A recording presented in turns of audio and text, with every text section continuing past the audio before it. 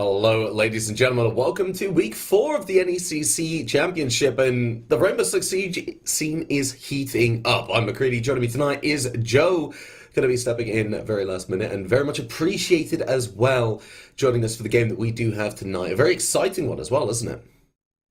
Yeah, I've been told this is an exciting one, and I'm hoping it is an exciting one, getting called in last minute. Always love some good games of Siege. So, I don't know too much about either of these teams, but what I can say is if it's a good game of Siege, I am all for it.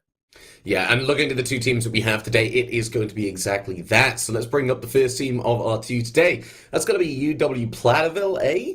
And I'm not sure I recognize these names, but some of you might, and if you do, then you might know a little bit more of what we're into. But ultimately, I absolutely love playing teams that I don't know anything about because there's so much potential for them to spoil me and give me something fresh.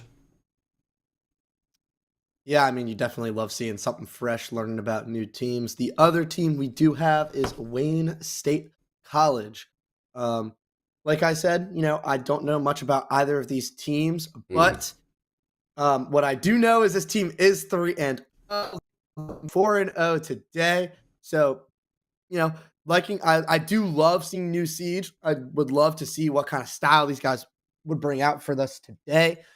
So, maybe see some interesting things, maybe some people bringing out some interesting plays that we don't normally get to see. Just excited overall to watch this gameplay. Yeah, absolutely. Now we're going to jump into the map bans very, very quickly just to get things kicking off as soon as possible.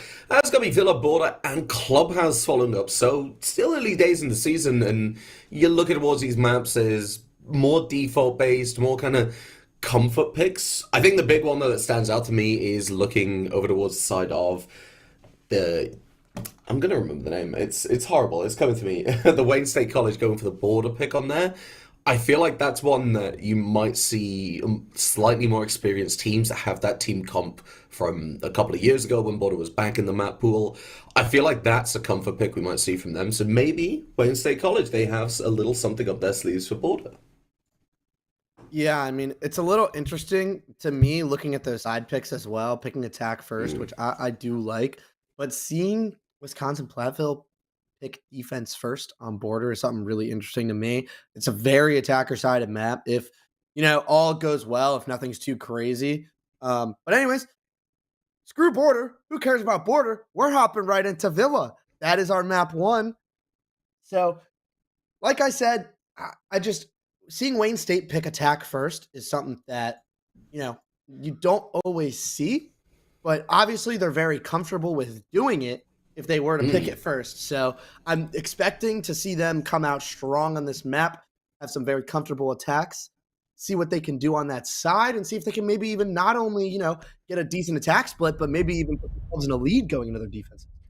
Well, yeah, looking towards Wayne State, they are currently 3-0, and it is the championship division. So you're looking at these teams. You want to believe that they know exactly what they're doing on these maps, and going into a map like this on the attacking side, I'm looking towards Wayne State saying, well, that's a confidence move. That's a power play. You say, right, Villa, let's get an early lead. Even if we're on the attack, we lose a couple of rounds, that's fine, because then we have the defense. But I found Villa as a map for attackers, if you're very aggressive, very controlling from the get-go, if you can take that 90 position within 45 seconds of getting in the building, you are going to be able to convert that round most of the time. Looking over towards the operator bans, though, we are going to see the 2 Spanish operators going, followed by the British EMP device operator, Thatcher.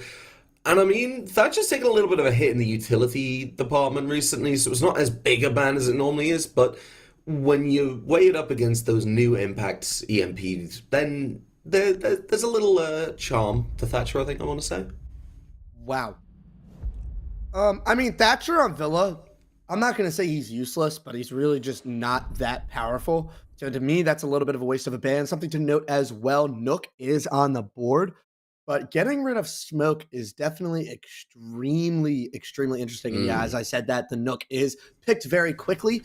But getting rid of the Smoke means that it looks like Wisconsin Platteville is very comfortable with playing Tachanka for that kind of, area denial that Smoke would give you. If you have, a Tachanka player on your team, someone who's comfortable playing it, getting rid of smoke, like versus me, when I play, I'm a lot more comfortable in smoke than I am on Tachanka. I'm not going to have that same impact as I would on the smoke, as I will on the Tachanka. So that's definitely an interesting ban, but having that comfortable Tachanka player is definitely going to set them apart a little bit. And I do want to see how this Nook is, incorporated into these attacks, because Nook is very powerful in the meta right now. Not only that, but specifically on this map, she is insanely powerful. So I do want to see how she's incorporated in these attacks, using her abilities, maybe off the back of her, be able to win some attacks. Oh yeah, now, like you say, a big power move from Vladiville. They do bring that to Chunker, like you say, and when you think about it on the flip side later in the map, then that's Wayne State. They're going to have to play without that smoke, and if you aren't comfortable with the Chunker, you are going to struggle. Now, it's not to say there aren't positives to it. I mean, you have the destruction of a shotgun, but you also have the magazine's size of an LMG. You have that range that you can use as well. Starting off this round very quickly, though, we are going to see the Nomad jumping on that Astro window, trying to get a little bit of information, get that clear over towards Master Bedroom. Will be able to spot Lock to the rim, but the question is, have you spotted the mute? Do you know that Bubba's playing nearby? The push comes through, looks for that opening pick, but isn't able to find it, and as such, Lock to the rim will back off into bathroom. Question is, do Wayne State, do they want to go for that hunt? Or do they let them get away scot-free, waste that time? A little bit of fires being traded, but it is going to be Locked. Edgy actually able to find Bubba with the cutoff. Frosty's able to find a refrag though, and the red stairs control has gone in favor of Wayne State. I mean, they have worked themselves into red, but it appears that Plattsville might be somewhat aware of this, and the Nomad has just completely fallen off his position as well. So they've given up this across take that they were originally going for, and now it looks like the Flores is going to come over and rotate, but this Nook and the Twitch, it's a little weird that they're both together. It feels like it just negates the Nook, but the Twitch is starting to make that move towards the statue side, as you can see on your screen. Yeah, Rooney still making plays over here, and there's just no info, and the Rooney kills the Flores with case down. That's not something you like to see, and the Nook and the Twitch just still on red stairs, not doing anything, just waiting for a pick maybe to come in, but the Rooney is fully aware. She sees one player, she misses, ends up losing the gunfight on the Nook. A huge pick to even up the man advantage. Back, people scattered all over the map, and to be quite honest with you, I was expecting a little bit more out of these attacks, but they just seem all out of sort right now. Yeah, well, looking at that very strong start coming out for the defenders at the moment, but you've also got to consider a big problem here. This is the slowdown that's coming through, and a little bit of vertical play as well. The Chunker Flames, they're coming out beautifully. They're doing their intended effect. 40 seconds left. These Shamikas being launched at the Chunker. LMG drops out, tries to find its target, but isn't able to do so. We'll see Hollow getting down as the plan starts to go down. It's all down to Backerville to stop this denial. We'll have to go for that revive with 30 seconds left. But Platterville are taking their time. The C4 goes through, but not before the plank goes down. Robo, a beautiful C4 to start things off, and now it's down to the attackers to become the defenders, and the defense to go on the attack. Hollow able to shut things down. It's going to be Jebra with the retake, and the defuse getting covered. It might be that might be the Jaeger going down, but the defuse will not be stopped. First round going in favor of Bloodville in a very hit or miss round for both sides. Yeah, I was a little confused at the way Wayne State. It doesn't really make much sense to me that you're going to have your Nook, who we know is a heavy lurk operator. That's her goal. She's supposed to, get into these pockets of the map, get up in your business without you really being aware of it. And she just was with another teammate. So her position was obviously, presented to the whole team. Plattsville was obviously, they were aware of their presence the whole time on red, and they were just sitting there for the entire time, not helping anybody clear this side of the map. So they didn't get that kind of control. And well, for the most part, I mean, I don't really know why the Tachanka pushed up 90. He really did not need to. But, they just hop on the case, and they end up winning the round. And that's a good first defense coming out of them, if we're being honest. And Wayne State, they picked attack first. And for me, I want to see a little bit more. I want to see why they picked the attack first. I'm hoping it wasn't just, to get defense second. But I just want to see more coming out of them. Yeah, I want to touch upon that point a little bit. You had the Twitch, you had the Nomad, the Nox, sorry, playing over on those red stairs. You knew Arini was still there. You knew Lock to the Rim was still on that room, still nearby. It wasn't really drawn out correctly. You did have the Flores of Terrible rotate around, jump inside that master bedroom without the droning. Because you gotta be honest, when you look at that situation, that player's still on the board. Unless you know that they have dropped down, you have to consider it as enemy. You cannot just assume, well, we're just gonna jump in, I'm just gonna back up the red stairs players. Obviously, all the pieces in theory were there. Just little things that needed to be ironed out, and we could have seen a different round. This time, however, the downstairs push is going to be taking place to get the utility off the wall, and while the roamers, they are going to be over towards study, it will take them a bit of time to rotate around. Question is, will they cotton on quick enough? It seems like they have. Some of the defenders start turning their attention down below, and Hollow will be looking to get that utility. Doing so will allow the Flores drone to move in and get some of these mute jammers. It's going to be a difficult time though with the Aruni gates. So this is where we start looking towards the MP operators, but no gadgets on the board, no Thatcher in that ban phase. I mean, the way that he's just using that impact, I'm not really sure of too much. I'd like to, there doesn't really seem to be too much utility there on the wall. Kind of a little bit of a waste of an impact if you ask me, but excuse me. You have these players below, and now Frosty is going for a little bit of a flank here, and I'm not quite sure they're aware of this. Sophia completely clueless to the position of the alibi. He's going to get his kill and just run away. I love that play coming out of Frosty. He gets the kill, and Wayne State, it looks like they're playing their information so well at the beginning of the round, but it happened last round, happened this round, just mid-round. There's nothing going on, and that's a second kill coming out of Locke, and it's just this mid-round information. They just look confused when it comes to actually, pushing anything in the round, and Locke getting really aggressive here. Oh my god, a little bit of a heat check, some would say. Frosty getting one as well, and Wayne State's attack is just completely collapsing in front of our eyes. Yes, as AG is able to find one, but that deployable shield on that statue door is going to be causing problems. Empressy taken down by Frosty, able to find a third. AG will get the trade, but as you find a second as well, the big problem is in these one-dimensional pushes. I'm seeing not much kind of attention to that second front from Wayne State. And now Edgy, left in that 1v2, plays Astra a good position, but you have to be controlling. Looks over towards Master, finds the quad. The ace is going to be needed. The captain, they get it! Wayne State, we doubted you. That was a really good round. A beautiful ace coming through from Edgy to bring it back.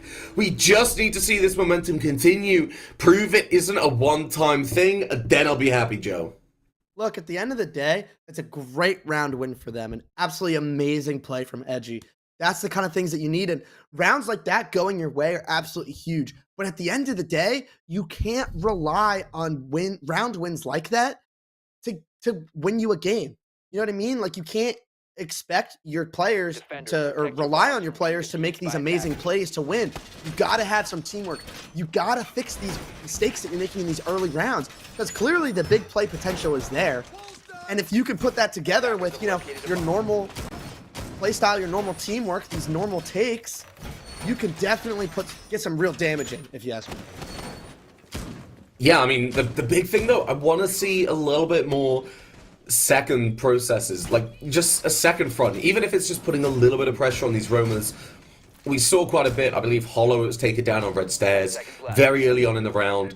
Frost was able to run around, find that frag. There wasn't anyone to refrag. They didn't really gain anything from that. And then later in the round, when we saw them start to push, the Astra stairs push went up towards bathroom, sorry. There was no pressure at any other point of the map. The roamer didn't feel pressured. Because of that, we saw Frosty being able to take that kill. And it's something that we saw a couple of times during that round as well. At the end of the round, on the flip side, though, it did take case with Platteville in the 1v2, but I feel like the ball's really in Wayne State's court for that position. We're looking over towards this round, though. 30 seconds off the clock already. Locked to the rim with the pulse bringing that information. This site I've seen really brings out those SAS operators quite a bit. You have the castle barricades, you have the information in the C4. it just brings around a lot of good vibes when it comes to setting up a site. You're able to have that utility down. You're able to get a mute jammer down, make that pantry very difficult to push, and very susceptible to roamers as well, which is why you'll see Wayne State right now. They need to start droning. They have a player on the window, players over towards that basement, but looking for the line of sight. Hollow's going to pick things up early. I mean, definitely a good pick. It's a little interesting to me, though, that they did switch off of that IQ for this round, but they miss a C4, which is not something you really like in these castle barricades. I mean, you look at their positions, and it's seemingly hurting the defense more than helping. They ended up getting a kill off the back of it as well, and they've completely given up laundry control, which is not something you like to see. And like I said, he's just made himself stuck in that corner with the castle barricade, and that's another kill going to the side of Wayne State. And Platteville, at this defense, and I'm starting to get a little confused at what they're trying to do here. Yeah, well, at least Bob is able to bring things back to that one-player difference. Jetro as well going to be able to find Elijah AG and take that nomad off the board. That top fragger for the side of Wayne State, that huge performer in that last round, just slows things down a little bit, bringing us all even Stevens within the player count. But when you look over towards that pantry, they are pressured quite a bit. Fuse are going to have to go into that launching position, start putting the pressure on so that when the attackers push, they push together. The coordination will be there. Gemini going to start leading things off. The impact nade to deny it, and the pre-fire coming out from Robo. Very nicely done. Very good denial of that utility. There's a crossfires there. Bubba spots a player, isn't able to land this shot, but you know there's going to be two players in that pantry now. And while kills aren't coming out, you know that these last 30 seconds, they are going to be huge. Yeah, and I mean, they're completely rotating. Hollow doesn't have as much time as he'd like, and they're just completely, like, there's no information. He's just going to have to hop in blind. That drone does come in. He is aware of this player's position. He misses the C4, but they're going to have to just sprint into sight. The Iona goes down, and that's Case, and the Fuse just locked out of sight. He does get the kill on the player off site, but these castle barricades are coming in. They are going to lock Wayne State out of sight, and that is another defensive round win. And I mean, I just don't understand. First of all, you don't have the IQ to really help you take this vertical control. You don't have any soft breach upstairs. And if you're going to go for that kind of a direct take, why is hard breach not on the board? Why are you not taking an ace to get that pantry wall open? Why are you relying on just running through a singular doorway to just take over sight? It doesn't really make that much sense to me. Yeah, I want to add on a few things. So, Wayne State, if you look at this for a bit of arguably, then, you know, there's something to consider. I mean, the six pick's gone. It's attack over repick, so you can spot that pulse and stay right on the IQ. I feel like Fuse, we needed to see a little bit more usage of that utility. It seemed like as soon as that Fuse charge got a kill, then they dropped down. They didn't really want to deal with it. They just came down, tried to push through those charges, through those castle barricades, and that's where we really start to slow things down. Obviously, these first couple of kills come through to even things out back to that 3-3 player levels playing field, but there wasn't very much soft destruction. So if you're going to go for that vert, I want to see a little bit more soft destruction, a bit more usage on those fuse charges. But obviously, this is only one round of 6. You know, there's still a lot of time for them to turn it around. Maybe it's just an off round. Looking over towards that Aviator Games, that is where we're going to be returning, and it is going to be a bit of a sore spot, I think, for Wayne State. They very, very close. They got the plant down. But yet again, I think it just comes down to these little nitty things. Yeah, I mean, I'm not really sure what the OSA is doing here. They're doing an across type of take, but Locke, once again, is trying to get really aggressive here, and information is starting to come in. He takes a little bit of damage, and he is just going to leave. A smart decision, to say the least. Takes a little bit of damage, though. Doesn't really do any himself, and the T'Chaka taking damage, I assume, peeking study window. A little bit of an interesting one, but that is also a pick coming out. That is the Jaeger getting taken out. Not a pick you want to give up that early in the round, but Wayne State making some really good progress early. Yeah, Locked at the rim, though, is going to be able to find that refrag, takes away that pressure over towards that study side, and while Locked at the rim might not know it, that has just emptied up that second front. That's something, like I said, I've been going on about it constantly because I think it's so important. Now, Wayne State, they're going to have to push over towards that 90 window. and through landing. This is where I feel the Osa Shield's really going to come in. You use that Osa Shield to push up forward, and while we will see Embassy going to get aggressive, you could get that shield posted up on 90. You are exposed to C4s, but you can get a lot of pressure. Back at Bill now, though, going to take the gunfight. Isn't able to land the kills, trades a bit of damage, doesn't find the kill, but doesn't die. That's the important part. Half the round ticking down on the clock. Utility comes through, and 90 has been forfeited. Yeah, I mean, and once again, he's just going to go for these little peeks through the drone hole. And once again, I'm not sure they're completely aware. They do, I believe, have the second EMPs, and they're just missing. I'm not sure he got it. He does get the vault wall open, but like as we're saying that, there's absolutely no pressure on the opposite side of the map. They do have vault, but Baka Bill does get put down on the floor. Edgy taking a ton of damage. He's put down a 1 HP as well. And now one is in vault. Cade gonna get a little aggressive. He throws out a C4. It doesn't do any damage. And as I say that, there's another player coming down, but Bubba pushes up the 90 hallway. He gets one. He gets two. And as I'm saying that, Baka Bill does get also taken back up. It's a 2v3 on the side of attack. Locke gets a nice kill.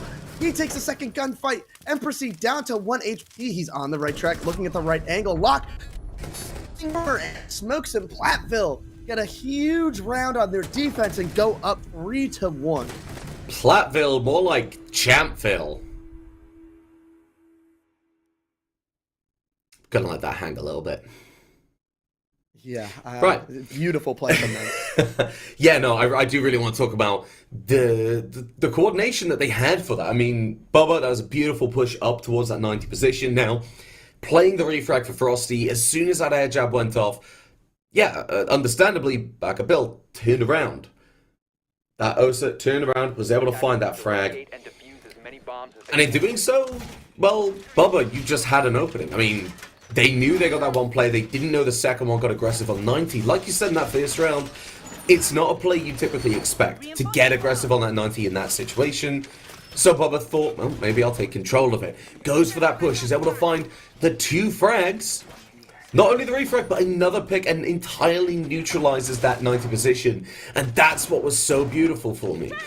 Wayne State, they were doing everything right. They had the heart breach. They had the Osa bringing those EMPs to get that vault wall open. And they did, towards the start, have that player over towards Study. With one play, Bubba was able to cut down all of that, and in doing so, essentially gifted the team the round. At that point, well, you looked over towards Study Door and you said, well, that's not really going to work out. Embassy put in a very difficult position. That 90 play won the round. I'm going to say it. It definitely did. I mean, Locke is also just playing out of his mind right now. You see him getting aggressive. You see what he wants to do. He's trying to get really aggressive. That Izami is maybe going to hurt them as well, but Frosty ends up dropping the hatch as well. Maybe trying to waste some time. Maybe make them think that there's somebody in Master when there isn't. Force out a couple drones. This brick setup as well is going to make it a little bit hard. It's going to stall them out.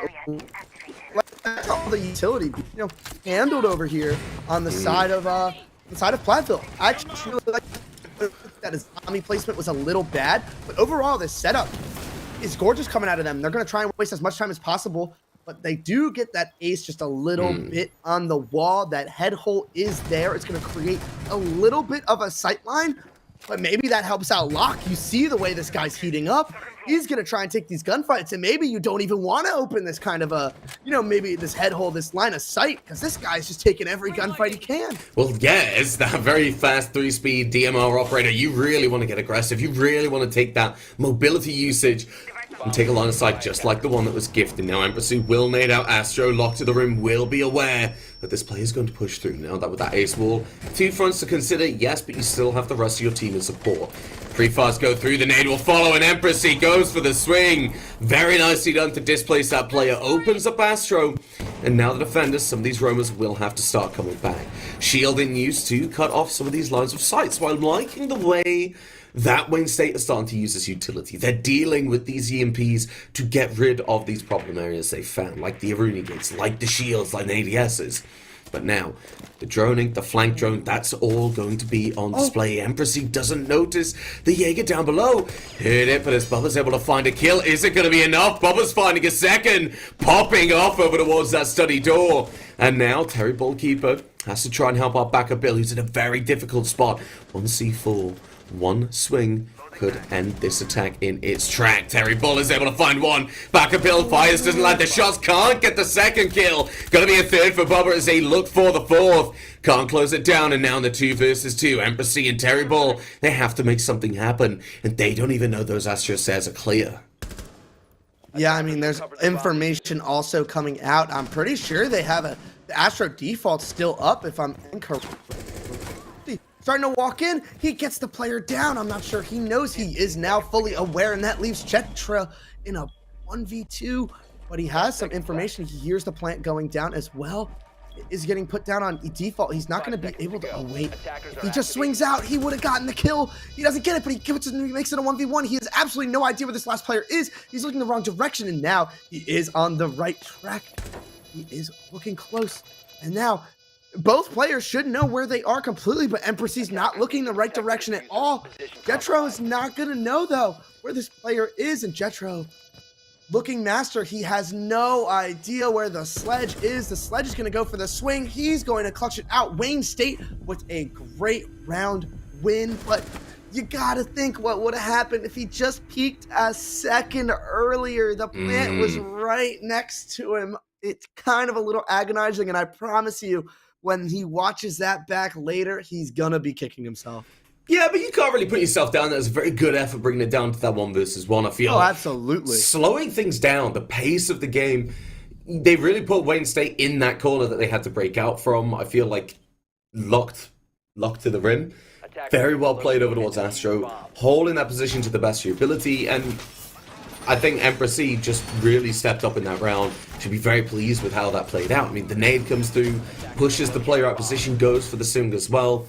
Then, I've got to be honest, looking towards that 1v1 at the very end with the plant being down, I would personally have put myself and would expect a player to be playing that master position. Out the window, you have a cam giving you that information. Obviously, Blackville, they were expecting it as well, so that's what they peaked, that's what Jebra was looking for. And with that being the case, it meant that Empress was able to get away with it. Very nicely played, very, very comfortable. And like you say, yeah, you'll be kicking yourself in that VOD review, but it's something to learn from. Sometimes things just don't entirely go your way. So what we are going to do is go back to a site where things did go their way. I mean, saw a couple of problems on the side of Platteville, but nothing too big. They slowed down the attackers last time they were on this site. They were able to find a couple of early picks to bring things back to that 3 versus 3. And then when time really mattered, they just killed the pace of the game. They stopped Wayne State in their tracks.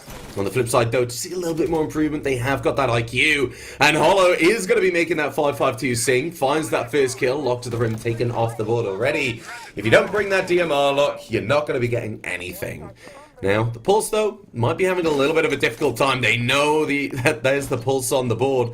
And while the pings does come through, it's only going to be a matter of time before you realize they know where you are. Yeah, I mean, definitely not a pick you want to give up. They do bring the IQ this time, which is definitely good, but I want to see the C4 come out sooner rather than later. They have this information and they're not really acting on it, and when you wait a little bit too long, it's not going to be good, but this nade from Empress does go out. He's not going to do any damage with it, but you have 2 C4s on the side of Platteville, and they're not using them right now, and like I said, you don't want to wait too long. This IQ is on the board. You want to throw out these C4s sooner rather than later. You have the fuse, and you're just letting him do all this work upstairs without throwing a single one of your C4s. You have 2 of them. You have the C4. Let's get a little active. But on the side of Wayne State, they are taking a lot better than they did last time. I did note they didn't take above at all. And right now, they are taking this vertical control. They're taking the control that is given to them, and clearly, they are doing a lot of damage upstairs. Yeah, I do want to say that their takes have been a lot smoother, a lot more coordinated. Empress C able to find that next pick through the vertical play will take away Frosty and opens up massive things. Now, refrag will come through from Bubba, but as Hollow's able to find his second kill in this round, things are going to get just that little bit more difficult for the defensive side. Our second front will be taken through as Backabill and Hollow both push that side. Now, Jetro, you have to look for the kill on Fuse. You get it, but the plant's going. And the player's already on site. You now have to rely on that vertical play. Jab's going down, going to make every second count. and the exact specific planning of your route is going to be even more important. The post blank comes through, the air jab goes off, the defense, well, doesn't look great. You spot the player upstairs. You've got to look for the cam. You know that they're there, but are you going to be able to find them? Do you play for the diffuser? You're going to have to. You do not have the time to go for the hunt. Able to find that player eventually, though. That will give you that vertical pressure relieved when you go for the site, but time's ticking. 7 seconds have to be on that clock when you hit that diffuser, and right now it's not looking good. It's like a repeat of the first round with the defenders stuck at the position of the attack, and, well, it looks like Wayne State, they're going to be evening things up. They are, and I mean, you noted it yourself. That take was a lot more coordinated. You do love to see that. The 2 rounds that they had won before, for the most part, were based, off the back of big plays that were made.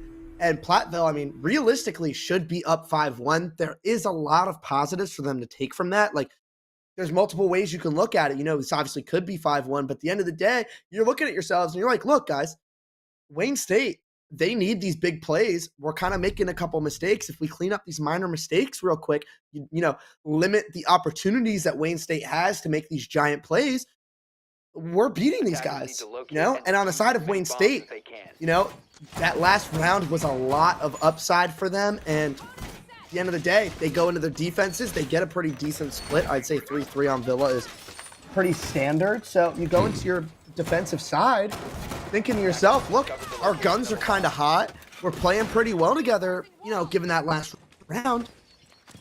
Gotta be flowing on the side of Wayne State right now. Well, yeah, they're playing off the back of 2 attacking rounds on the trot, and they're doing so well. Now they're in a position where they're going onto the defense. They're going onto what typically I feel is the favored side on this map, although the stats say it's a bit more 50-50 than that. But I feel like Wayne State, they put themselves in a very good position. I do want to give them one credit to their playing style, although they might just slip up a little bit over towards the start of these rounds.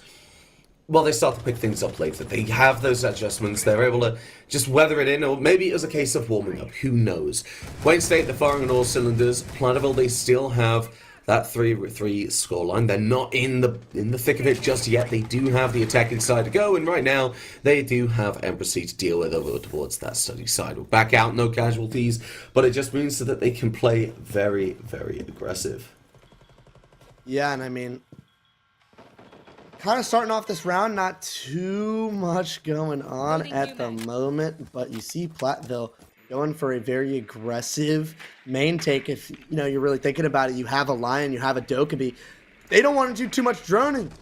That's kind of how that normally works. Wayne State isn't fully aware of this either. You have a couple players lurking on the opposite side of the map, and they're just going to watch this red push, the Thermite of Bubba, making sure he can do some droning, making sure to try and clear out, and Frosty on a pretty good angle here to be able to watch the 90 haul. He is, as I say that, of course, going to hop off the angle, and he's going to take that control down the stairs.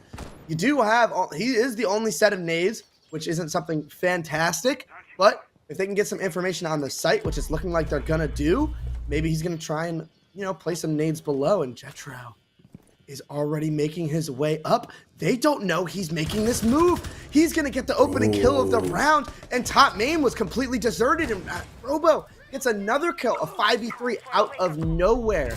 And that right there is where the Lion and the Dokkaebi come in pretty well. The Sledge is just going to open up this wall. They can already get in if they like, and I don't know why they would open this wall if they already have it open. They have this 5v3. They just got to start playing together here. The first nade comes in. Hollow does get a pick back. Empress gets one back as well. It's a 3v3. He's going to get some healing done.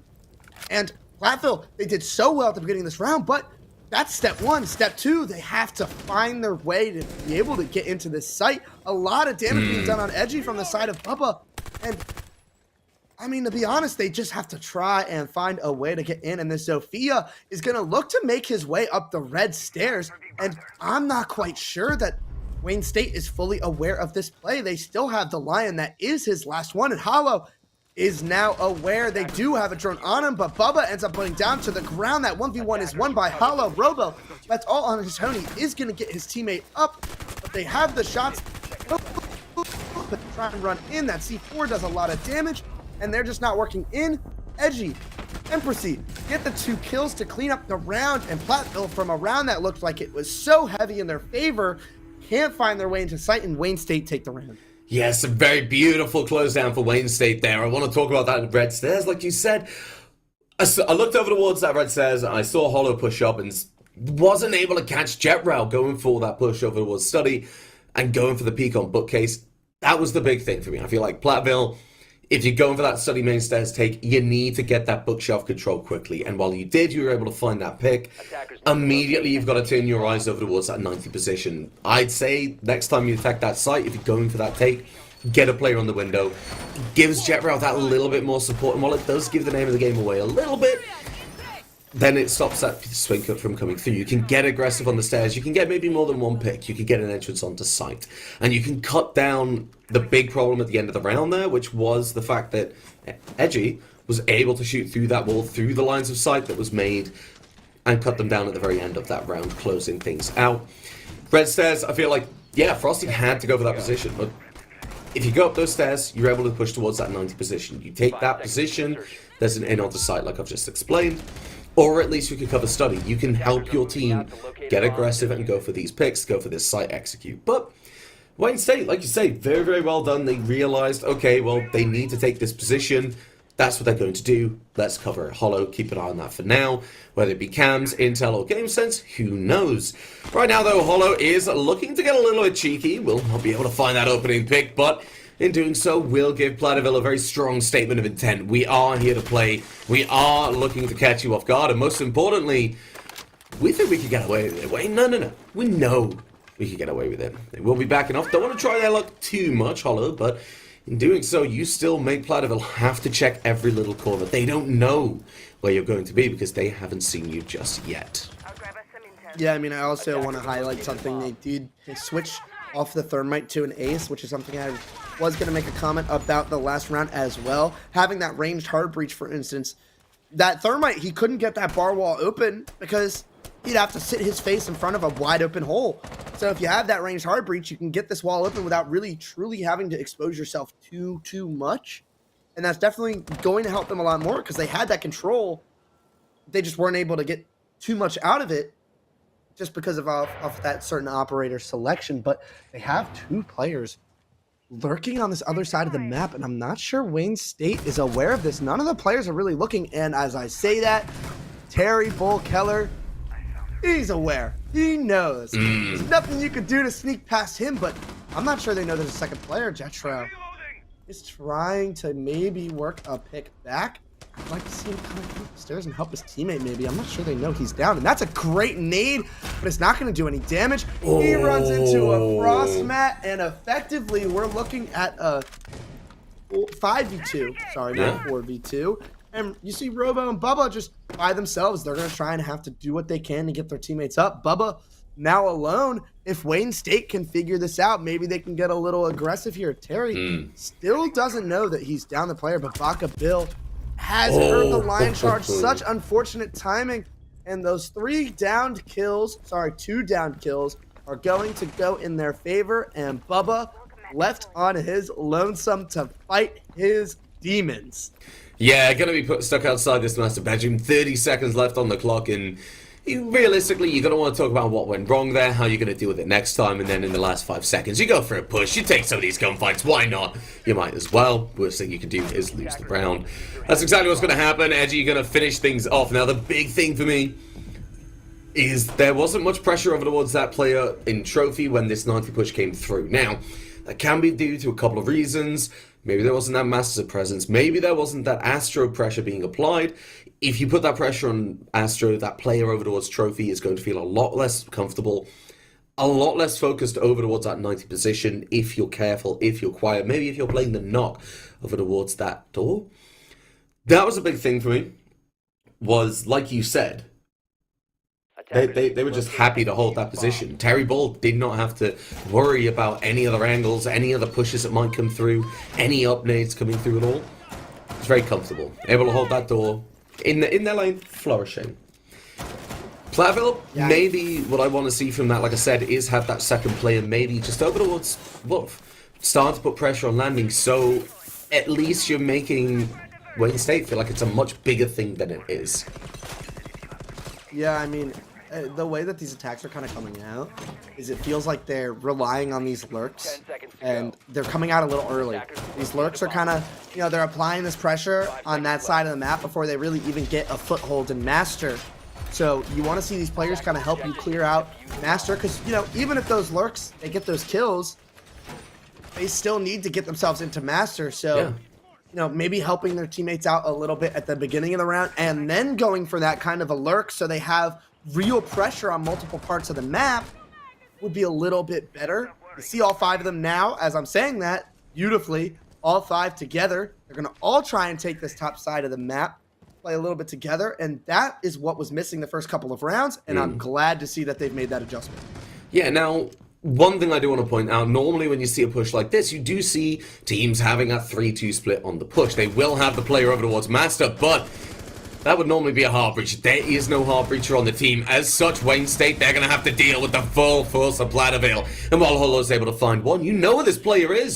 So Trillu can push up. Hollow isn't able to find that second kill. And Lock to the Rim closes things out. Now you do find Buck. That is a big frag off the board. They can't just drop down below and do vertical play. But Fuse is still there. They still have that sledge. That vert play isn't over just yet. Now, look at towards his position, Wayne State. You want to hold this top floor as long as possible. Have a player Master, have a player in Astro. You can lock that down very, very comfortably for the next minute or so. Right now, though, it's just going to be Terry Bull looking for this gunfight over the Wolf again. Isn't able to land those shots. Is going to be taken down, and with that, Platteville, they might not know it. They're going to have that top floor control. The vert play can begin. They can start looking towards the side. 1 player advantage. This isn't a bad spot to be in. No, absolutely not, especially having this top floor control. You do, however, have 2 C4s on the side of Wayne State. One of them is going to go up and miss, not do any damage. Not something you want to see from that utility, but the second one goes out and he does get a down. There isn't a way for them to be able to confirm this kill, but the damage has kind of been done. Jetro is going to be down to 20 HP, and they're still doing this vertical, you know, vertical pressure. They're going to be fusing, and Empress is going to get really aggressive here to try and maybe work a pick. And you see Locke giving up that laundry position, and it looks like they're going to try and go through kitchen here for this execute. We're not sure that he's there. That's definitely a good thing. But now you look at all the 3 players upstairs. There's only 30 seconds left on the round. They're going to have to make some sort of a play during to sight. And Locke does not get that kill. And you still have players upstairs trying to make something work. And it's just 15 seconds to go. that pressure was a little bit too early. They waited a little bit too long. Empress gets that kill on Laundry, I believe it was. And they're going to have to work their way through. The Goya Robo gets a nice kill, but he does die to that fire. And now a 1v2 for Bubba. He just does no time, and the round is going to Wayne State. It looked so good, McCready. It did. They just took way too long to make a move towards sight, and that really hurt them in the end. Yeah, I feel like that was a big problem. They had that overwhelming firepower on the roam clear, and while they did get that kill, it was well done. They were able to clear out that second position, but they took a while with it. And that's where I feel Wayne State really won that round, was the time wasting. Because just by having Terry Bull up in that position, they're still thinking, well, there might be more. We still have to check it all out before we start our vertical play. Big problem then is obviously the Buck's been taken out already, so you don't have that ranged vertical self-destruction. You have to get Sledge, you have to get Jet Brow there. And that horribly exposes them to Wayne State. They did very well getting them down. That's a nice deposit in HP for later. Ultimately, though, towards the end of that round, I am looking over towards the positioning of Wayne State. That was very well played. They had, yes, they did have Empress get out of position just to have that laundry hold that little bit better. But I feel like that was calculated. You still had Backup Bill playing kitchen. You still had them watching the pantry. And if need be, would be able to swing over towards Memorial as well. Gunfights, they won them. You can't really say any more about that, other than well done. And I think, yeah, it was a time. It's exactly like we saw the first time Wayne State had to attack that site. And chances are we might have to see it again. Wayne State now on match point, taking the very first map of this best of 3 series, Platteville. This is their map pick, I do want to add. So Wayne State looking towards border, probably expecting this to be the hard work. Go to border, that's comfort. That's what we know. We're happy taking them to them, obviously, because we are. So let's close it out. Let's make it a swift 2-0. Obviously, Platteville wanting to make sure that this doesn't happen. They have 3 rounds to make sure of that. Yeah, I mean, at the end of the day, all of these attacks have looked pretty decent. I mean, you look at all 3, and Platteville had somewhat an advantage in all 3. Maybe not the trophy round. Kind of lying to people for no reason, saying they had that. But they have a lot of control already. You look at them, they have everybody red side, and that's a gunfight early, and he's just not looking at study. That's not something you want to see, and that's the first pick going to the side of Wayne State. A huge first pick as they're looking to close out this round, but it's a little interesting. You see Terry looking towards Maine when they have this full information. But at the end of the day, Wayne State looking absolutely great and looking to get themselves in a map 2. Yeah, very good opening pick there. Stalls out the momentum for Platteville. Now, with half the round left on the clock and Wayne State knowing exactly where they are, they're going to have to go for that Volt and Zombie push. Doing so, this means Hollow can get aggressive like we saw on the flip side of the rounds and just hold steady. Hollow, hold your position. It's a very good position to hold. For example, you can get aggressive. You can hold this angle with Terry. And in doing so, as that Doherty scan will go off, you know the push is going to come. You're not going to be able to spot the player. Some damage goes down into Frosty. With a minute left, this push has to follow quickly. Lock to the window. Beautifully lethal with the DMRs able to find Hollow. Opens things up. Bubba finds a second, but Terry's on the answer with another kill of their own. And 55 seconds ticking down on that clock. Back of Bill going onto the flank. They're aware as Frosty closes things down, and the push down bookshelf is going to have to take place. Whether they go through Vault or through Book Game Store, well, it's going to have to happen now. To start moving through the shield, giving Frosty the cover that's needed, but doesn't deploy in time. Terry's going to be able to close things there, and the 2v2 situation means the split push has to come through. 30 seconds from border, 30 seconds from that all-important map 1. Terry Paul Keller going to get taken down by Bubba, and now it's all down to Edgy. He does have the C4 as well, and all they need to do is double stack on the door, and that's exactly what they're going to do. The bomb is going down. He has the opportunity to win this round with the C4. Does he shoot it? He misses the C4. The bomb goes down, and now they have a 2v1 post plant, and Edgy is going to have a lot of work to do to try and make this work. He's going to try and get maybe a pick. No, he's going to force their hand. He's going to force at least one of them to push up. And Bubba's on the first duty. He knows one's pushing him. He ends up swinging. He ends up getting the kill. Not a lot of time. He's going to check for the second one. The Lion here is going to have to make an audio cue. I'm sure the Cade just heard that. I'm not completely positive. Yes, he is. Robo in a 1v1. The Cade taking some damage. They're both on 1 HP. He's going to have to stick this. And the running comes in. He gets the kill. And Platteville keep themselves alive in this map.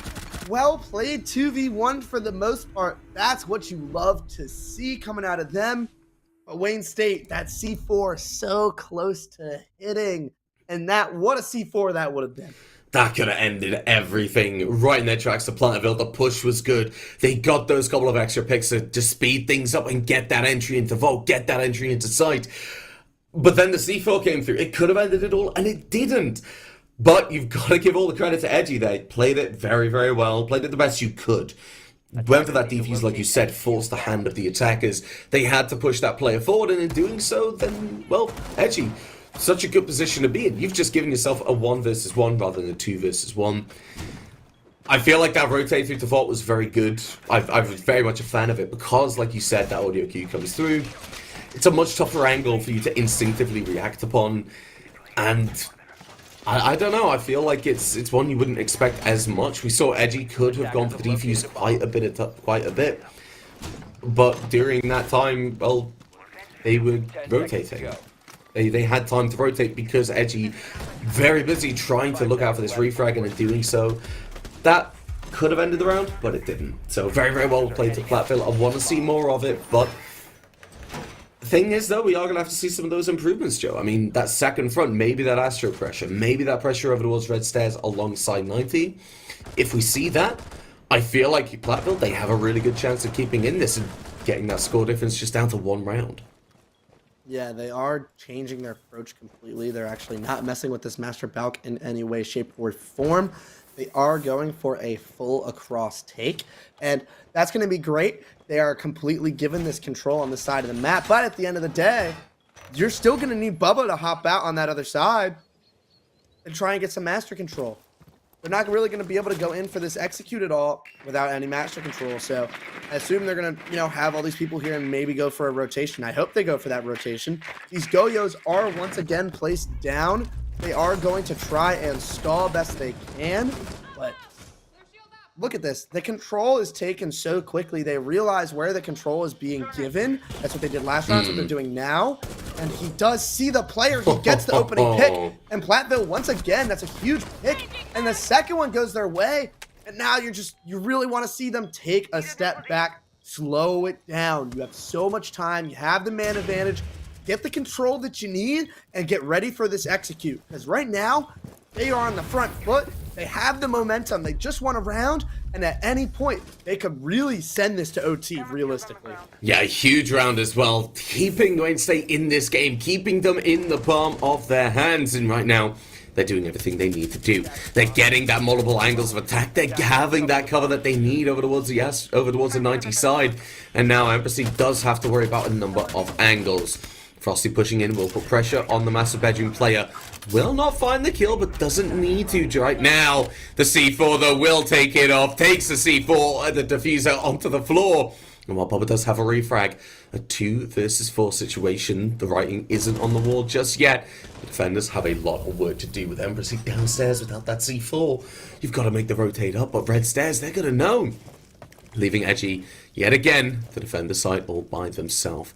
The push taking time, like you said. They have time to drone, they have time to check, they have time to probably get Lock the Rim up if they so desire, but with the positioning of these players, they're probably not going to want to.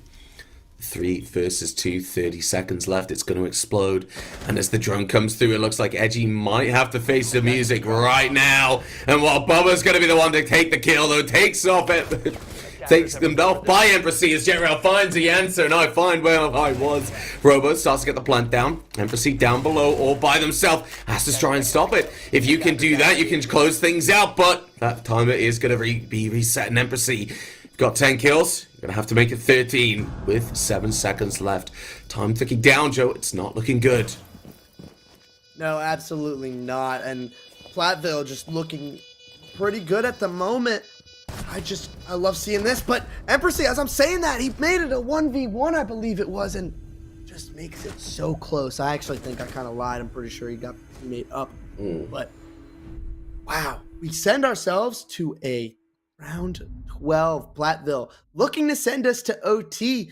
We are just so close to it, and they are looking a lot better right there. I would have loved to see Embassy come up and help his teammate after he got that C4, because leaving him up on site by himself to just fend off everybody is not something great. And another thing on Wayne State, they're getting the, not the shakes. I don't really know what the word is where you can't stand still. Sometimes you just got to stand still, hold an angle, and wait for the other team to make a move. Because at the end of the day, Platteville, they weren't really doing too much to be able to get into sight. They were struggling. They were struggling to make their way into statue. They were struggling to make their way into trophy. They obviously didn't have any master control. That Dokkaebi was the one responsible for doing that, and she ended up getting, locked into a cross mat. So Wayne State giving away a few too many picks there, and maybe if they stand still, hold these angles, we're not having this conversation right now, and we're, getting ready to send ourselves to border. Yes, but that isn't going to be the case, at least not for one more round, and potentially another couple.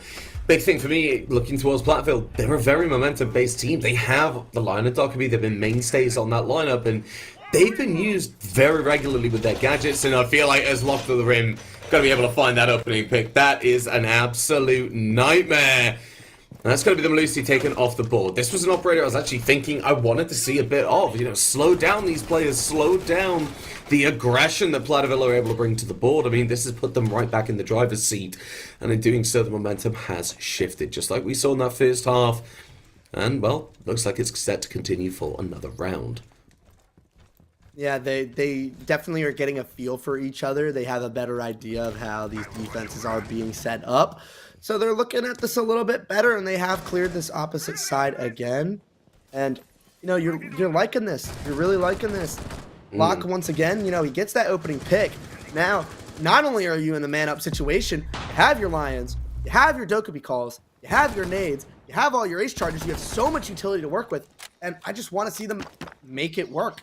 They're not really doing too much lurking. They're kind of just all coming in from one direction, and I need to see somebody go outside. Master Falcon, I'm basically saying that, and it looks like Locke is making that rotation right now.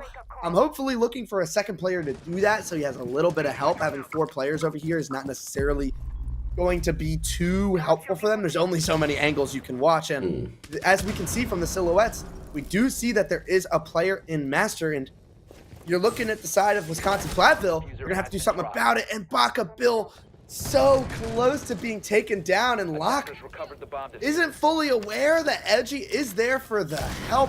Empressy not only throws a C4, he accidentally detonates a Goyo and gets rid of a Malusi. Not the best use of utility. Locke does get that master kill.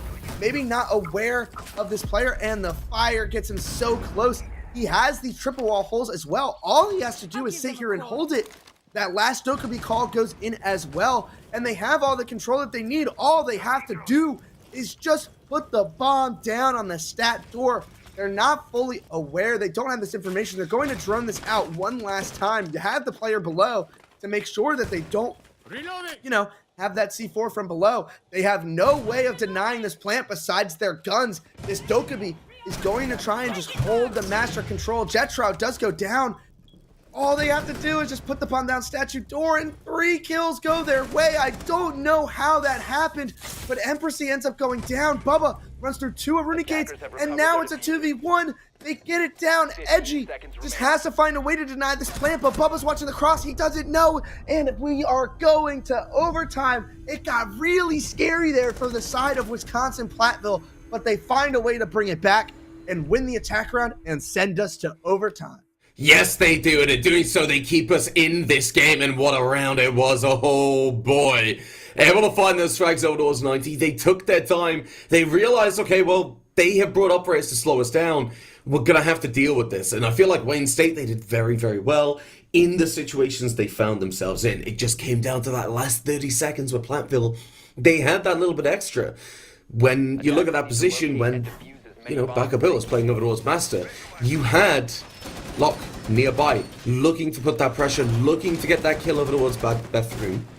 Wasn't able to find it, and didn't really want to peek it. In doing so, it meant Edgy was able to cover that for Baka. Baka could cover that angle onto that statue door until the rotate comes through. But by that point, that's a good 10-20 seconds. The defenders had time to rotate.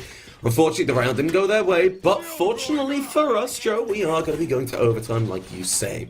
Platteville finding themselves on the defense for the first time in quite a few rounds. And in doing so, they are putting themselves where, if we look towards this game, we've seen the advantage being on the defensive side. Wayne State, I want to see that aggression that we saw in the first half of the game come back. I really want to see them being able to just get this aggression onto the board. They, taking a page out of their own book, they brought out that OSA yet again. Edgy, I want to see these air jabs having that little bit more impact. Just get those staircases covered. But it's the opening pick I want to see first. Lock to the rim will get spotted out. The player on the Astro stairs will be taken down. Lock to the rim. You are here to play. And here to play seriously. Able to find one. Looking for a second. As the drone comes through, you can just back off. No, you're not going to do that. You're going to find a second. And as that diffuser gets picked off, now you back off. Now you play it safe. Platteville very much in the lead in this first round of OT. Yeah, and I mean, I kind of want to go back to your point. Well, first of all, Lock to the rim. We talked about it earlier. This guy on defense just looks so comfortable taking these aggressive gunfights. But going back to the Nomad point, I'm not going to lie. The way that I see it, and it should be played more at that high level of Siege, it's kind of come down to that point where she's not really a flank watch operator anymore. It's not great to really put it on these staircases just because it can be shot. You don't really have the audio. You're not really playing that information. And they could really just, shoot the air jab and just leave. Whereas it's more of a swing denial in a way. And Locke does not come away with the kill. Empress gets a big one back. But the Nomads, you throw one on 90, you throw one on brick door, you make sure you put these nomads in these places so that you don't have to worry about certain pushes rather than flanks. Or if you have, drones on your flanks, it's a little bit easier because, sometimes they might be flanking, they don't see your cam, and they, aren't completely sure. And Hollow comes out with 2 huge kills, but Jetro gets one back. We are in a 2v2. Jetro not completely sure of the positions of these players, but Wayne State coming up huge to be able to make this happen. That C4 is going to go out. It's not going to get the kill. And McCready, this just got very close. Oh, and it does, as Hollow's just on ADSs at the wrong time. Taken down by Jetrow, who has found their double-digit kill. And now it's all down to Emperor C. They have the information, they know the player's there, but the C4's off the board. Frag grenade goes down, the rotate will come through to get that diffuser as Jetrow finishes off Hollow. 30 seconds left. Pressure's going to have to be applied. The gunfire comes out. They know where you're playing. They're going to have the footholds onto you. You're going to have to opt for zombie. In doing so, give yourself the robo. Take that TCSG and the crossfire that's given to Jetrow. So the push comes through. The pre-fire's going to have to follow. Emperor C, playing it very, very careful, has to move in. There's no time for scarcity. There's no time for practice or caution. You're going to have to push in. Firing those bullets off, looks at the TCSG, doesn't spot the player in bolt, gonna be taken down by Robo, and that's gonna be match point overtime for the side of Platteville. In doing so, they're giving themselves a badly needed return to the lead, and by doing it, by putting themselves 1 point ahead of Wayne State, and that 1 point might be all they need. Their attacks start to step up quite a bit in the second half of the attacking round, and well, Wayne State, they've started to slip a little bit, haven't they? They have, but I do want to make a comment about Platteville. It did start to get a little scary. They had that man advantage and got a little too aggressive, allowed it to get evened up. Actually, they didn't end up losing man advantage at one point, but they kind of bring it back, realizing that 2v2, specifically in that 2v1, that you just got to bring it back, be patient. They didn't give away any picks there. They played it really passive. They played a great crossfire. They waited for the plant, and that's what they should have been doing earlier. And we talked about it on their defenses. I said it earlier. If they did that, basically exactly what they did right there, they could have been up 5-1 on their defenses and closed this game out a lot earlier. And, you see them learn from their mistakes. They make that adjustment, which is something, Wayne State hasn't really done as well as Platteville has in this game. And that's where we're seeing the difference in the score right now. And that's where we're seeing the difference of, the play style where Platteville is, it feels like the rounds that Platteville are winning are a lot more, I don't want to say deserving, but it looks like better siege, whereas Wayne State has relied upon a lot of big plays to be able to make this stuff happen. And that's just allowed Platteville to get the advantage in this map. That's the thing, yeah, the consistency. That's going to always edge it out over those big plays. And Platteville, like you said, they've had it. Wayne State, they've had high highs, but they've also had a little bit of low lows. And they're going to be returning to this trophy site. And they have lost the defense on trophy twice. I'm not entirely sure why they want to pull back to it. I'm not sure what they feel like they can do differently. It's something that they haven't done this round, which they did last time, was lose that player on the entry. That's definitely an improvement already. They don't have to worry about losing Hollow. They're one of their top fraggers. In fact, Hollow is able to find that opening pick. The Legion gets the pick. Should just pull back.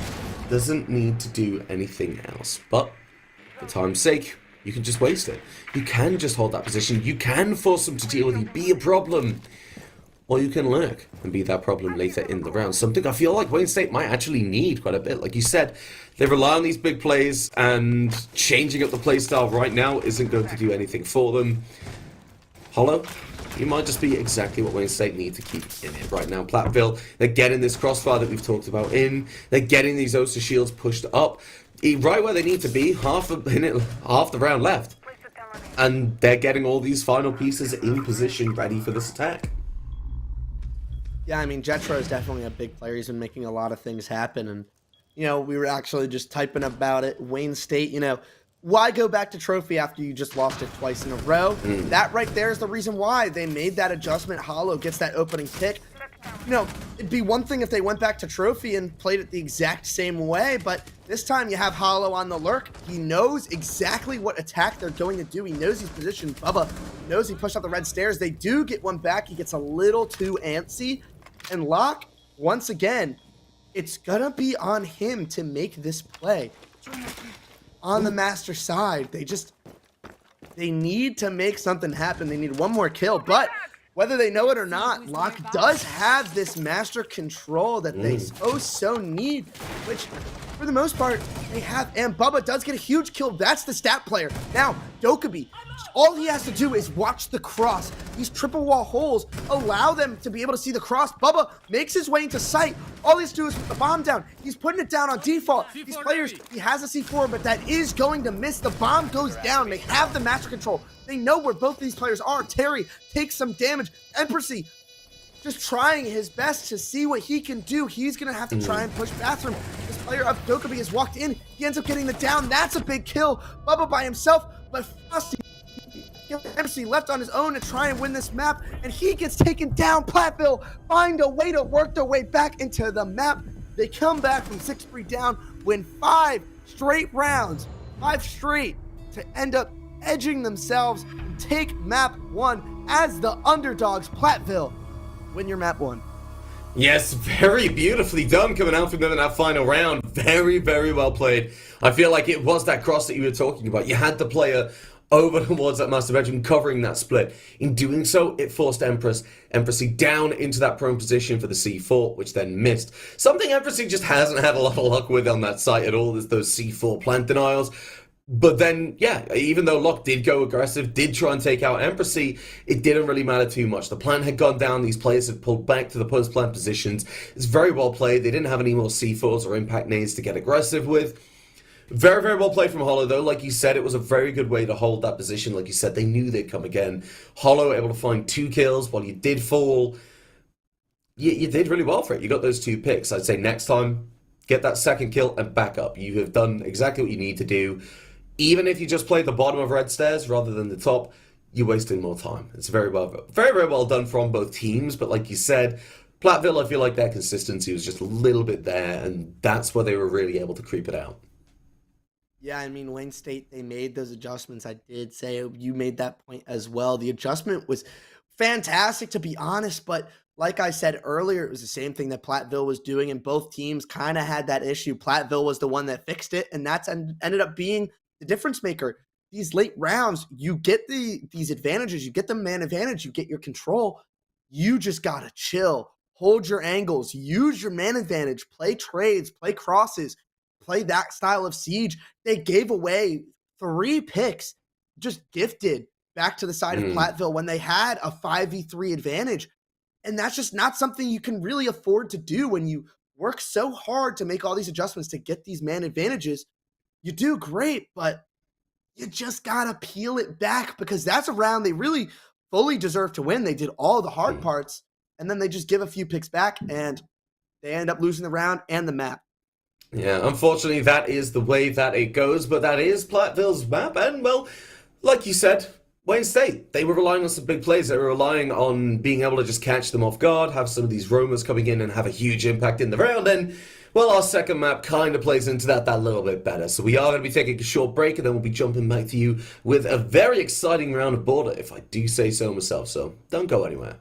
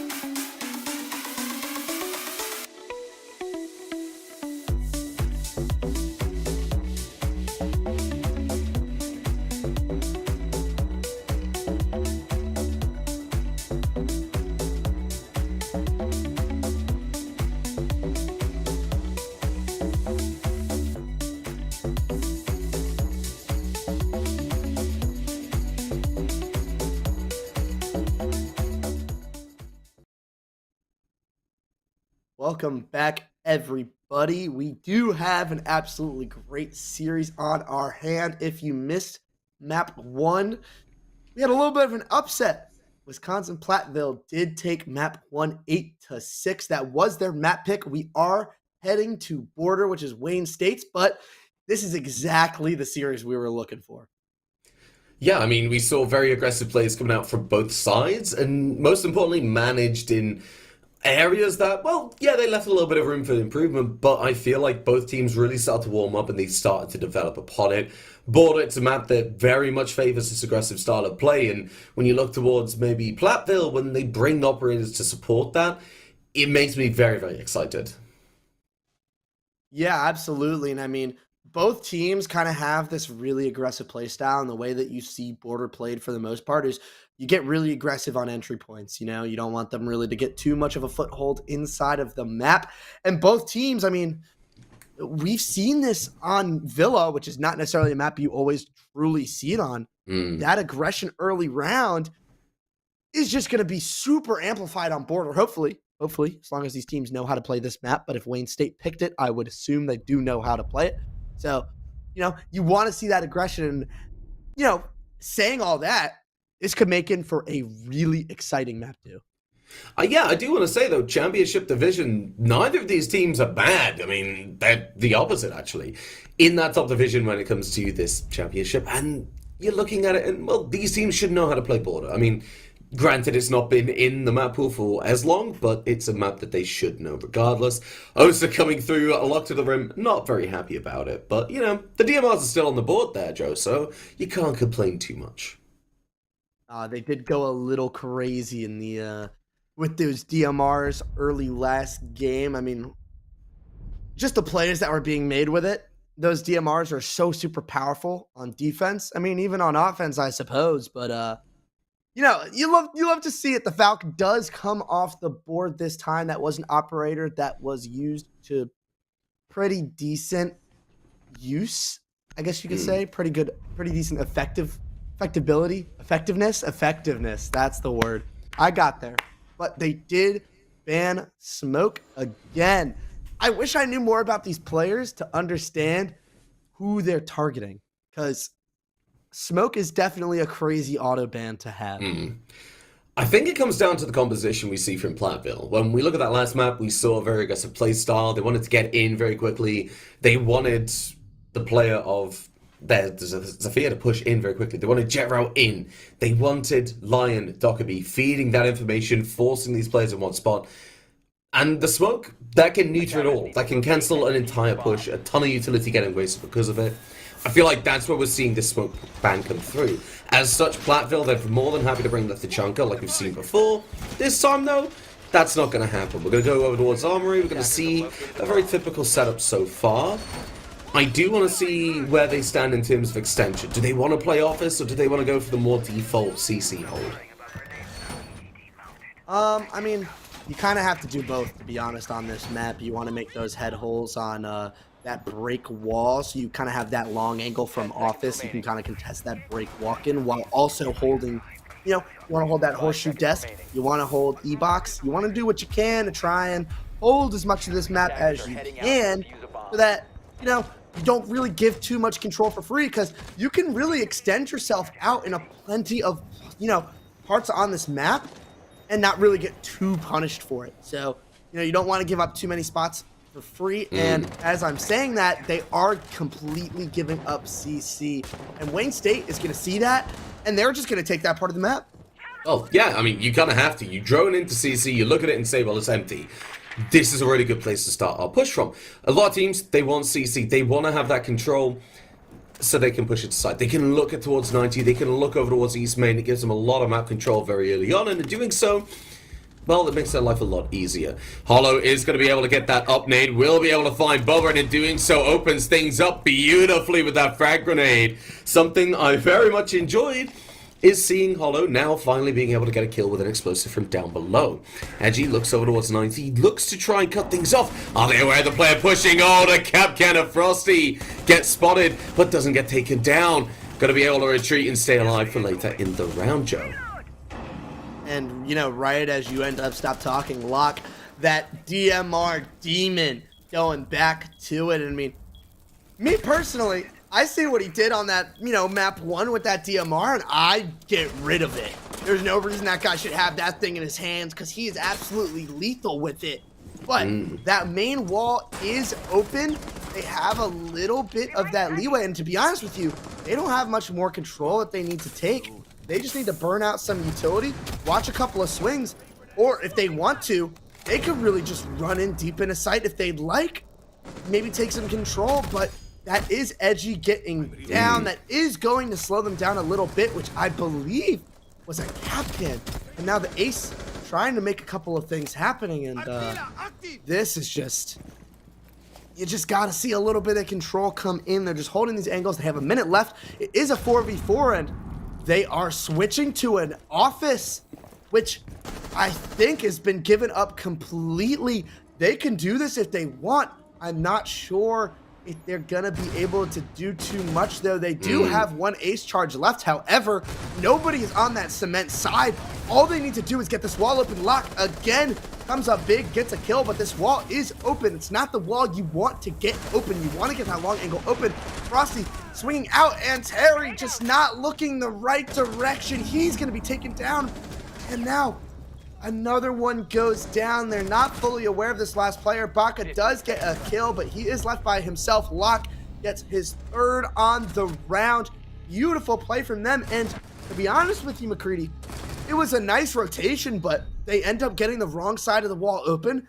They can't get that player out of back archives. And they end up, it punishes them a lot there. Yeah, I feel like the big play from Wayne State there was being unable to get that Capcan, being unable to get Frosty. As soon as that wall opens, I want to see that player putting the pressure. I want to see Baka Bill holding that long angle. That's why you're making it, to get rid of Locke to the rim. Granted, you don't want to peek it. Granted, you don't want to over-peek, overextend, give too much away and lose that body. But in doing so, Frosty had a little bit too much freedom. Very, very well played to get away from that early engagement. But from Frosty games, I mean, you pull back, you stay alive, and that's why you do that. That's why you don't overcommit every single time on a run. You might have that all-important play when it comes to the end of the round. Over towards that office side, though, at the start of the push, I do want to see a little bit of nades over towards the archive side. I mean, we saw on Armory, we saw the Cade just hold that position in mini.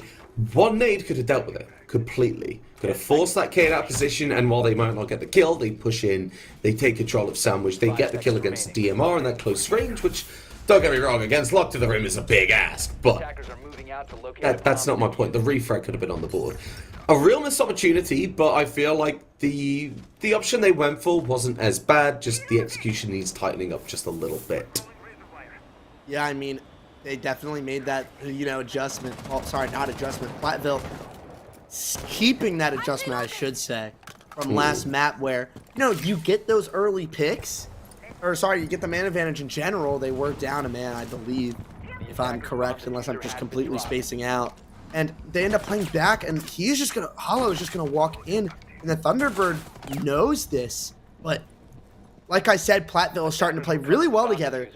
Playing pretty passive, playing together, and that is an opening pick on the side of Frosty. Empressy just ends up walking into a place that he really shouldn't have, when the T-Bird knew that there was somebody there, and that's an opening pick on Platteville. And once again, I'm going to like to see them do this. There's a little information coming out. They do know where this Thunderbird is, but Bubba, if he'd like, the Jaeger actually more so in that spot could help out this Thunderbird from top metal, but Locke on that DMR gets another kill, and Baka Bill is going to try his best to one up these stairs, try and get these kills. All three of these players left are upstairs. They're going to try and clear this player out. There are two of them. I'm not sure that they know that this player is 90.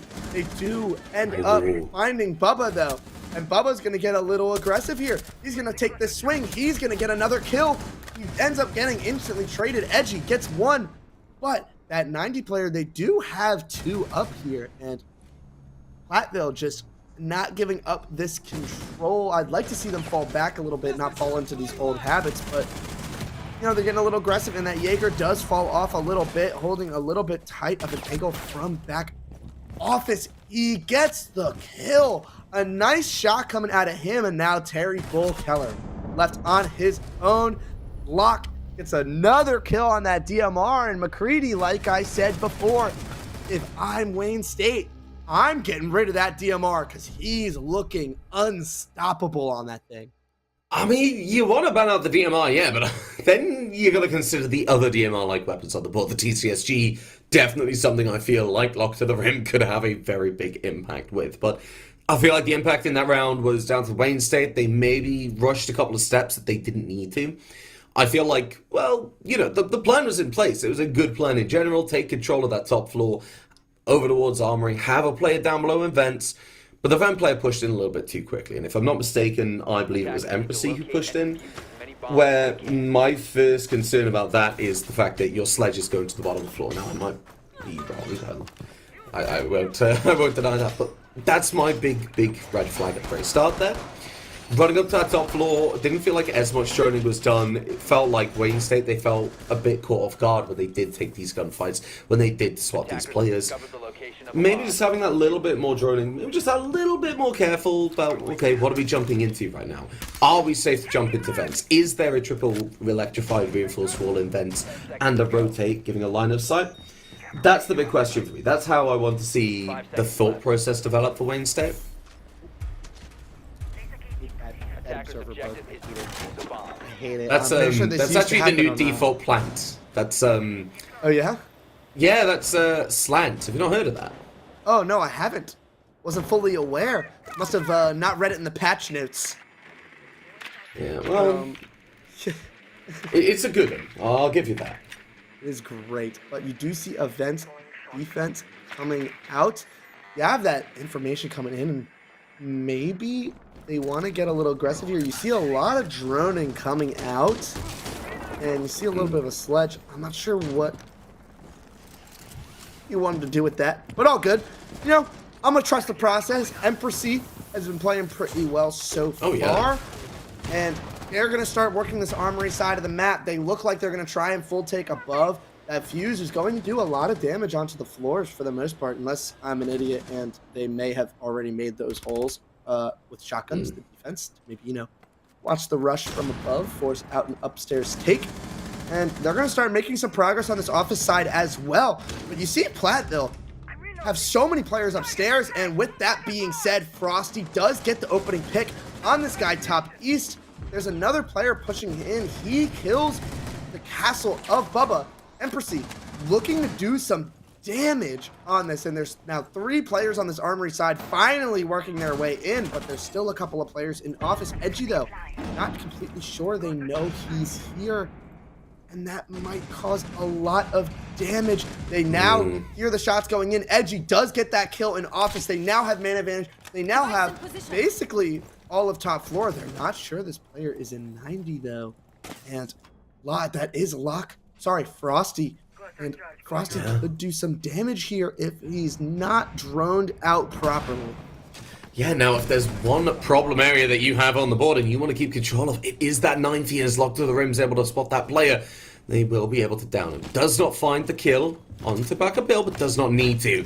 Terry Ball, aware that a player might be nearby, gets that fuse charge going down, doesn't find the kill, but forces the player out, gives Wayne State a little bit more to work with, but the fuse charge, I believe, is going to down them. And now, the 3 versus 2. The revive does come through, but 35 seconds ticking on the clock. They have the vert control, but they don't have enough vert destruction. They do not have enough lines of sight to open things up and go for this push. So, well, we're not really going to be able to have that vertical control that we need, so we're going to have to push in, rely on the gunfights. Locked to the Rim, though, is going to be looking and waiting, able to find one. Doesn't find a second, then A comes through to finish them off, but Frosty's there to close things down, finds the diffuser. 10 seconds left, and you got to push in, but you got to go straight in. You have to go caution to the wind. You gotta go. The blind has to go down, and time to get down. The drop has to come through.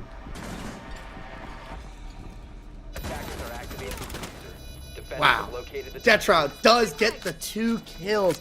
You saw Frosty retake upstairs. I mean, if he wanted to, he really could have just denied the plant from upstairs, but he does come back. He plays with his teammate, wants to make sure that they, you know, catch that planter before they end up getting into a scary post-plant situation, and they end up coming out with another defense. And as I said it before, defense is not the favorable side on this map, and we do see a timeout come out on the side of Wayne State.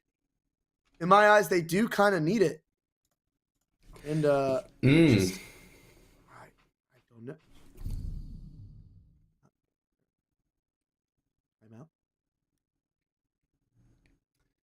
Timeout. I think if maybe get a rehost, but honestly, I want to talk about how the round is playing out. I mean, Wayne State, I feel like, you know, they've got all the pieces in there, but unfortunately, that's not enough. I mean, you can have all the raw ingredients, but if you have all the raw ingredients of a cake, you still got a bunch of eggs, flour, sugar that you don't need. You don't want to eat it raw, do you? The thing that I want to get to is they feel unrefined. They need to just iron out these little crinkles in the plan. That vertical take has got to come through fast. It's got to be coordinated. that player in 90, you give them a little bit too much to work with, and they will take control of it, as we saw by Frosty, and then by Lock to the Rim being able to take control of it. Ultimately, I feel like they're bringing the fuse on the side of Terry Keller, and they're trying to do this soft destruction. They're not getting enough out of it. So, granted, you bring in Hollow. Hollow got taken out very quickly, so maybe commit another player to that top floor take alongside Hollow, where we saw the East main push come through. Ultimately, I think it's just relocation of assets and how you're going to set up the round. A lot of teams, I feel like they can go from A to B pretty well, but B to C? I mean, they know where they want to go, but they don't really know what to do with a lot of that time in the mid-round. And that's where some of these teams are starting to struggle. I think, unfortunately, Wayne State, they do fall into that category. Yeah, I mean, to have a good late round, you need to have a good mid-round, and that's really, for the most part, what separates, talented teams per se and great teams. I guess good teams, great teams. But, that mid-round is something that's really difficult to really get done. I mean, from my playing days, from when I was IGLing, it took me a really long time how to learn really to get that mid-round going. It's a huge learning curve, and they're obviously struggling with it. They have the right idea. You said it. Like, I think it's not even just a point A to point B. It's more like they know point A and point C. They just don't know where point B really is. And that's kind of been their struggle for the most part. And, not really being able to have that mid-round is definitely costing them heavy on these attacks. They get that early control, and they've just not really been able to do anything with it. And going down 3-0 on border attacks, look, straight up, they're going to have to do some good work on these last 3 attacks, because I don't know what, Platteville really is like on their attacks, but just knowing what border is like as a map, this is looking a little scary for the side of Wayne State. Yeah, I feel like looking towards the attacking side, even just in the future, I'd say kind of think about where are these key positions you want to get the vertical control on. Where do you want to take before you move into your next position? And if we do go on to our third and final map, I do want to see that. I want to see them saying, well, this is where we need to go before we can get this. Get that mental checklist in your head. It's been talked about by a million casters a million times before I ever thought of it. It's something that you've got to do. You've just got to, even if you sit down and write an actual checklist, that's perfectly fine. Just say, okay, well, we've got to take Armory control. To do that, we've got to have 90 control, because otherwise they can rotate around Fountain and Office. They can cause a lot of issues for us. So here's what we want to do. Here's what we need to do first. And just basically map out that B point. So you got A to B to C. Everyone knows what they're doing. You're happy. Like you say, though, Platteville, they're looking pretty good on the defense so far. The question is, does the attack match? And with a map like Border, I know you're leaning pretty heavily towards it probably will, aren't you? Yeah, I mean, Platteville has just been looking really good. They've been playing really well together for the most part, and it's just like, Wayne State's not necessarily doing that at the moment. They're kind of revolving around their players, winning their gunfights. They're spreading really far apart. And like you said, you get to that point where it's like you get that initial control. You got to know, for the most part, where are you going to finish? And to do that, you need to know what control you need. And more importantly, what control you don't need. Because a lot of these times with Wayne State, and this was happening on Villa as well, they start putting themselves in these spots that, like, they don't need to be. And it allows Platteville to, maybe if they didn't have that early round control, it allows them back into these rounds in situations that, Wayne State shouldn't even be putting themselves in the first place. So, you want to see Wayne State clean it up. You have 3 more rounds to do it. You have this timeout. You have a lot of time to talk about it. So I want to see a completely new Wayne State come out in these last couple of rounds and then, go to their defenses and, for the most part, play it exactly like Platteville is. Yeah, I mean, still going on to the attack, like you say, it's a very difficult thing. But we were in this position before on Villa. We did see Wayne State struggle to pick up that attack very quickly. And then they start to bring it back in the second half of the map. And I feel like their defense went very well on Villa as well. Maybe that'll happen again. Maybe not. But this attack, like you say, they've got time to talk about it. They've got time to have that little bit of a mental reset. Villa was very close. It didn't go their way. That might be affecting them. Best of 3. It can be a long time, especially when you're tired after a long day of university and you kind of just want to sit back and play some games. And then you're shoved into a best of three against a good team that are performing, and you have to do your very best to match them. Obviously, Wayne State, they're very capable of it. They're very, very well performing players. It's just getting these little bits going well. I mean, sometimes you kind of get the feeling that they're playing as 5 individuals rather than one unit. But I mean, it's just lowering the amount of times that happens. Yeah, absolutely. And I mean, sometimes you have to make those kinds of plays. Like, we're not just going to say, what they're doing is completely wrong. It just feels like a lot of what happened on last map was they were relying on those plays. And right now, Platteville, the guns are hot right now. So taking these one-on-ones aren't necessarily going to work out that well because you got guys like Locke, Frosty, Jetrow on the side of Platteville, and those guns are just shooting. They are flaming hot at the moment. So, you get in a 1v1, like, if Locke is in a 1v1 with practically anybody on the side of Wayne State, 9 times out of 10, I'm betting on Locke to win that. So, it kind of comes down to playing a lot more teamwork and team play than it is just taking these ones where, they might be getting away with it in other games. But, like I said earlier, it's not a sustainable style of play. Especially when somebody like Locke is shooting his gun like he is now. Yeah, and I think a big thing for me, looking at Platteville on the defense, is this might not be their map pick. It might be a map that they've worked on before, they've looked at it, but a big thing for me is the way that they're using their weapons, the way that they're positioning these operators is very, very effective. We're seeing that MX4 Storm playing these possible close-range engagements on 90. We're seeing Lock to the Rim covering all the way down from that server to that main door, or all the way over from that balcony. Speaking of Lock to the Rim, though, will be taken down in archives. We'll have the support of 2 players get picked up, but with the utility going through, well, they don't know if a frag grenade is about to follow. Buck holding that angle isn't going to be able to find the kill, but does that little bit of damage for later in the round, meaning Lock to the Rim isn't as oppressive as they might want to be in this defensive side. Minute off the clock, though, and ultimately the archive push, I think, pretty well telegraphed.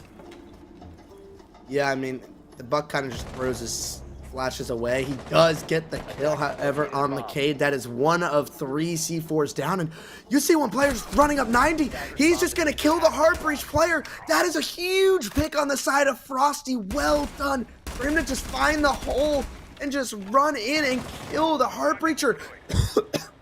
Excuse me. Wow. It's putting him in an early grave. Wow. But now they're just going to have to funnel through doorways, and that's not something that's going to be easy for them. No. But you see Bubba just run up the hallway. He got a little greedy, and that's not exactly great. But Jetrow is going to try and get one back. He doesn't connect with the shots, but he leaves. Frosty gets one back as well. Evens up the man count, and a pretty smart play for Jetrow, to be honest, for him to back up. He recognizes that they really need to only run through one doorway. Hollow does end up taking Locke off the board. Hollow runs in. He is now in cement. These 2 players are stuck now outside of this. They're going to have to try and kill Hollow here to try and get in. Hollow does get the kill. That is 3 for him on the round, and that pause helping him out a lot. But Frosty, someone who's playing so well, he's already on the ace. If he can find a way to close this out, he's going to have to try and find his way through. And Hollow with his 4th on the round. Huge round for him to get Wayne State on the board. And that right there, McCready, is what we love to see on the side of Wayne State. Oh, yes, beautifully played. They took that break and they've really ran with it. I mean, Hollow, playing on that archive window, was able to find the down onto Lock to the Rim. Didn't confirm that kill until much later into the round. But in doing so, like you say, Lock to the Rim, not as confident taking these gunfights. Doesn't want to get as aggressive with the DMR when you're going up against, say, the G36 on Yana or the Para 301 on Capital. So, taking that player, taking that HP, huge start to the round. And I feel like this is something we talked about on the side of Wayne State that Platteville is starting to do. They're starting to just get a little bit carried away with themselves, a little bit too confident, because we saw 2 players push up. I mean, first of all, Frosty Games was able to find that frag, taken out Backup Bill over towards office, and huge play. Amazing. Like you said, that's the Heart Breach gun. That was very, very well done. Huge impact on the round. But then we saw another player go for that push. We saw Frosty try and get aggressive again. Which is why I think you're so right when Jetral was very, very smart in pulling back, recognizing you're starting to get a little bit too aggressive. Unfortunately, though, the damage was done. They had the lines of sight. Holler was able to just really dominate during that round over towards that Beeper's position, and I think that's very well played from Wayne State. They deserved that round. We asked them to up their game, and they did.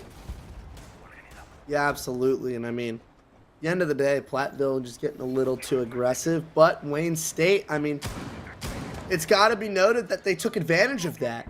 You know, like you can't just say, you know, oh, Platteville made all these mistakes. Sure, even if they make all these mistakes, at the end of the day, Wayne State is capitalizing on this. And Bathroom Hatch is soft, which I'm not sure if they mean to do that.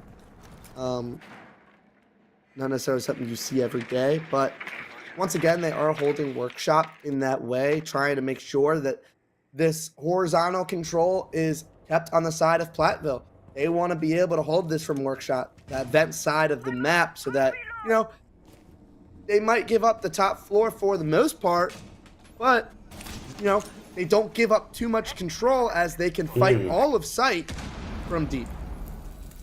Yeah, now, something that I'm really interested in is this Nomad coming back. The flank, which we saw last round, slipped a little bit for the side of Wayne State, but it's definitely picked up now. Now, we are going to see the player of Bubba having to pull back. Jetrod trying to get aggressive, trying to put Wayne State onto the back feet, but this is a renewed team. Hedgie's going to be able to find that pick and open things up now. Only Frosty's staying on that top floor. Big question for myself is, are Wayne State going to drone it out? Are they going to check, do their due diligence? And yes, that drone comes around that 90 corner. The player of Alibi will be spotted, and the C4 comes through. Terrible able to find that frag, and in doing so gives Frosty a little bit more breathing room. Not enough, however, though, as the drone comes out watching the east stairs. Hollow's able to find a kill down into the bathroom. Beautifully done. They know the player's still there, and Frosty, who drops down, is able to help the team out on site. And with 1 minute left, the vertical control has gone in favor of Wayne State. Yeah, I mean, I'm not really, you know, I kind of noted that earlier with the bathroom hatch. They leave it soft and they get punished for it. The archives hatch is also soft when this is the main priority of their hold. Not something incredible you want to see, and Edgy ends up getting another kill on the round. That is the East player trying to make something happen, and now the bomb's going down. Locke is kind of in a spot where he's not really in a place to help his teammates. Bubba all the way back, and maybe Platteville is starting to get a little nervous, if you ask me. They're kind of making a couple of these plays where they're giving up a lot of control. That confidence might not be there. Even though it, you know, like the setup is a little incorrect. And like we said before, Wayne State looking at these mistakes and they are taking full advantage. Yeah, and it's something that we saw happen on the flip side in the first couple of rounds. I mean, Platteville did exactly the same thing. They were able to say, well, their flank watch is slacking a little bit. Let's push. Wayne State, they've tightened it up. They've got that droning just to try and make sure these little things aren't going amiss, like Frosty over by East Main. Like this player nearby over towards Workshop saying, well, they're not there. The other player's still low. We could go for a push onto site. Platteville looking towards that site again. If you do want to have that Workshop push, like you say, you've got to have that hatch. Both hatches done. The bathroom and the Workshop, I believe. And if you're going to have the Workshop player, at least make that Workshop wall a little bit more open so you can see, you can use the range of that UMP. You can get even more out of it. Now, returning to this Armory site, this is one that we've seen a 50% success rate on. Platteville, they can and have successfully defended it. Wayne State, however, can and have successfully attacked it. Big problems, though, for Wayne State were the flank watch. That was something they tightened up very quickly. I just want to see them lock it down from the get-go, and I'll be happy. Yeah, I mean, on the side of Platteville, like, you just got to see them do what they were doing earlier, and they don't seem to be doing that. I want to see them go back to what they're doing. You see a Locke is kind of, you know, that pause didn't necessarily help him out too much. He finds himself sitting at 0-2 since that timeout, since that rehost that we had, and they're going back to this Armory defense, something that they've had a lot of success on in that first round that, you know, that they lost, that round 4. It was a lot closer than that past Bathroom Tellers. So they're trying to go to their #1 site. They want to get that 4-2 split, which, like we said earlier, even though they've lost these last 2 rounds, a 4-2 split is still a pretty good advantage for Wisconsin-Platteville. So Wayne State will still have a lot of work to do. So this round, in my eyes, is a huge swing round. A big difference between things, and that is information going down. Ends up getting out for free. Jet Trow also start having a slow start since the rehost. But, you know, Platteville wasting a little bit of time. That's a minute down, and Wayne State, they have that control, but absolutely no damage has been done so far. And that means Platteville is doing a lot better than they have in the previous couple of rounds. Yeah, this round 6, like you said, it's very much a sling round. The momentum could go either way. There's more than just one round difference between a 4-2 and a 3-3 split. There's that feeling of comfort, anxiety. And right now, Wayne State, they're pushing. They're trying to get that 3-3 split. They're trying to make Platteville uncomfortable. But, well, Platteville, they just have to sit pretty. Do what's been doing. Do what's worked so far. And with this player down below, Frosty with that C4 in pocket, has potential to make things a living nightmare for Wayne State now. Time ticking down, though. Edge will go off over towards 19. No real push made off the side, but Edgy able to find the kill. As Hollow's able to find a second with that armory breach going up. What he will get down is going to be huge. Locked to the rim, finishes off Hollow. That archive hold, that archive presence is taken away, and suddenly Platteville can turn their attention to Armory and CC almost completely. That's exactly what they're going to do. The swing comes through from Edgy as Bubba gets a C4 kill. Not going to be able to find that gunfight, and 90 opens up to Edgy. Beautiful play so far, just have to compound it.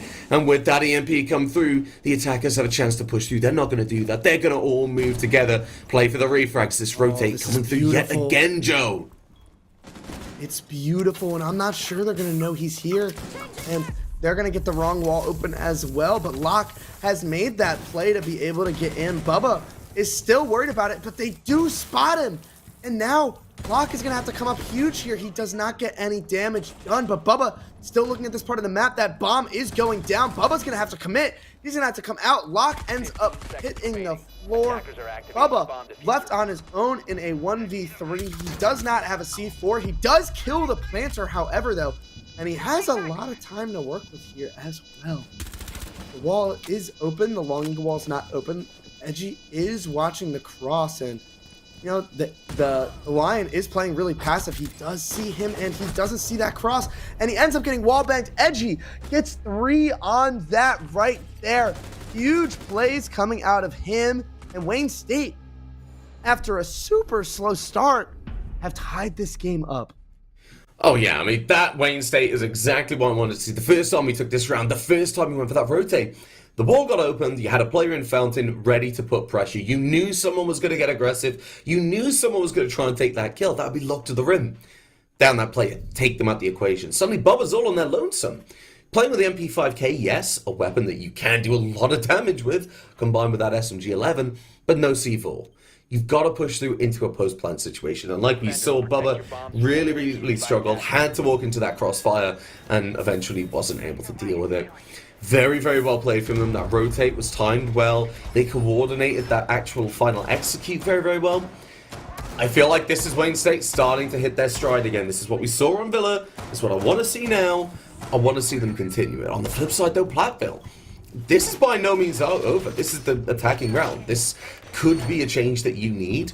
It's not 4-2 split like you want, but you do have that change in play style.